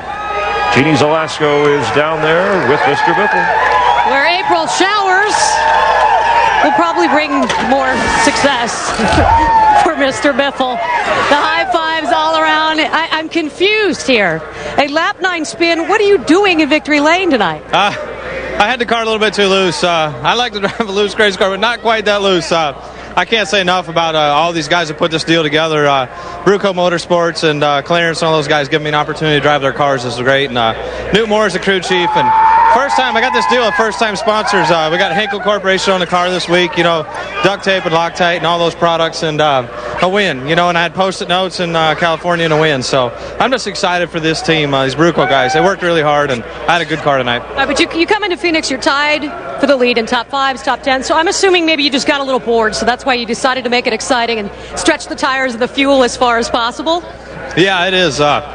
You know, with all those caution flags, I can't believe how many caution flags were tonight. And, you know, tires weren't falling off. This new Goodyear tires was awesome. And, you know, Ford has got behind this program so well. And, you know, we just decided to stay out. And, you know, I got off sequence because of the spin, but then we put ourselves in a position that it was going to work for us. And I'm excited. 2nd last week and a win this week. Can't be better. Yeah, so I was going to say, congratulations. 6 days, you got a Cup win and a Busch win. Not too bad. Steve? Thanks, Jeannie. Elliott Sadler finished 2nd. And, Elliott, I heard you. I heard Todd Parrott. I heard Rick Wren. Everybody said, hard work. Well done. My guys worked their butts off yesterday. We came here with one setup. When we got here, we decided to try something else, and it was so hot, and those guys changed it all the way oval and just kept digging and digging and digging. And I'm so proud of my City Financial guys. It's a brand-new team, brand-new race car, never tested. To go to Texas and finish 5th and come here and finish 2nd, I think our team's getting better by the week. Good luck tomorrow night. Thank you. Let's go to Dick. With David Stremme, who equaled his season best finish of a 3rd spot. I only saw one dent on your car. How many jingles were you in tonight? Well, I was in that front stretch accident. I didn't really know what happened. When I was up in the front of the race early on, the restarts are pretty crazy, so I figured if I'm in the back, I need to take it easy. But I'm real proud of all my Navy guys. This was a brand new car, and we bring it here and to perform like we did today. All the guys in the shop and everybody is doing a really great job. They have that Navy never quit attitude, so I'm really proud of all of them because we've had a couple tough weeks, and we had that flat tire last week at Texas and went from 12th to 18th. So, again, I'm real proud of everybody. Congratulations on a big night. Mike? Kevin Harvick and Tony Stewart 4th and 5th. What a big bounce back from that early pit road miscue. Yeah, that was my stupid there. We just made a mistake and came down pit road and not paying attention, I guess. Didn't ever see a flag, or I was just off in La La Land. But we had a good enough Reese's Chevrolet to get back up there. And, you know, the track position that we didn't gain on the racetrack, Rick gained back in the pits. And the guys in the pits did awesome tonight. So it was a good night for the Reese's team. And Delena's car did pretty good as well. Tony Stewart, how was your car at the end? I was a little bit loose off and a little bit tight in the center, but these guys did such a good job tonight. Butch Hilton and all these guys on the Mr. Clean Pro Series Auto Dry Car Wash team, they did an awesome job. And whatever Kevin Harvick's pointing to here. So it's probably pointing to himself, but everybody knows it's his name that's on the team. Still in La La Land. Yeah, and he's still in denial, too, that his wife owns the race car. I'm going to go get some a steak with some smoked barbecue sauce. That's what I'm going to do. You do have your own barbecue sauce now. Yeah, we're so happy Delana did such a good job today. We're going to let her cook for us, and we're going to use my barbecue sauce. Mike? Well, a great night for them, but what about more than half the field? 24 cars of 43 starters were involved in full moon Friday night fracas of one type or another, and a lot of these cars ended up on the lead lap. Oh yeah, they just kept on ticking, but man, it was a wild night, I tell you that. On the lead lap, a lot of those cars ended up in the top 5, including our winner, Greg Biffle, who won the race right there. I'm pretty impressed with Strimmy. That's the only Dodge in like the top 25. Great run for David Stremme. 14 caution flags. That tied up what happened at Bristol for the most this season, and not a lot of changes there in the top 10.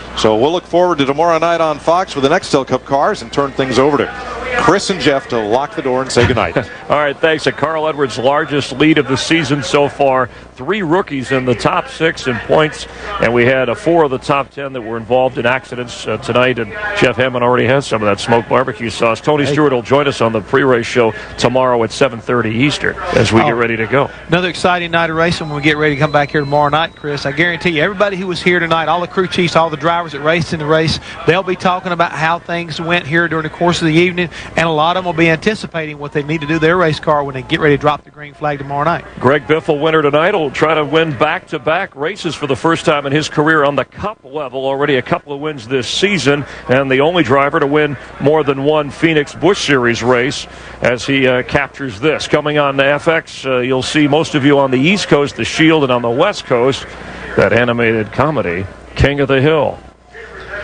By the way, Nextel Cup drivers, you're on the clock officially, because on the East Coast later today, right? It's Saturday night, so it's Saturday on the East Coast already.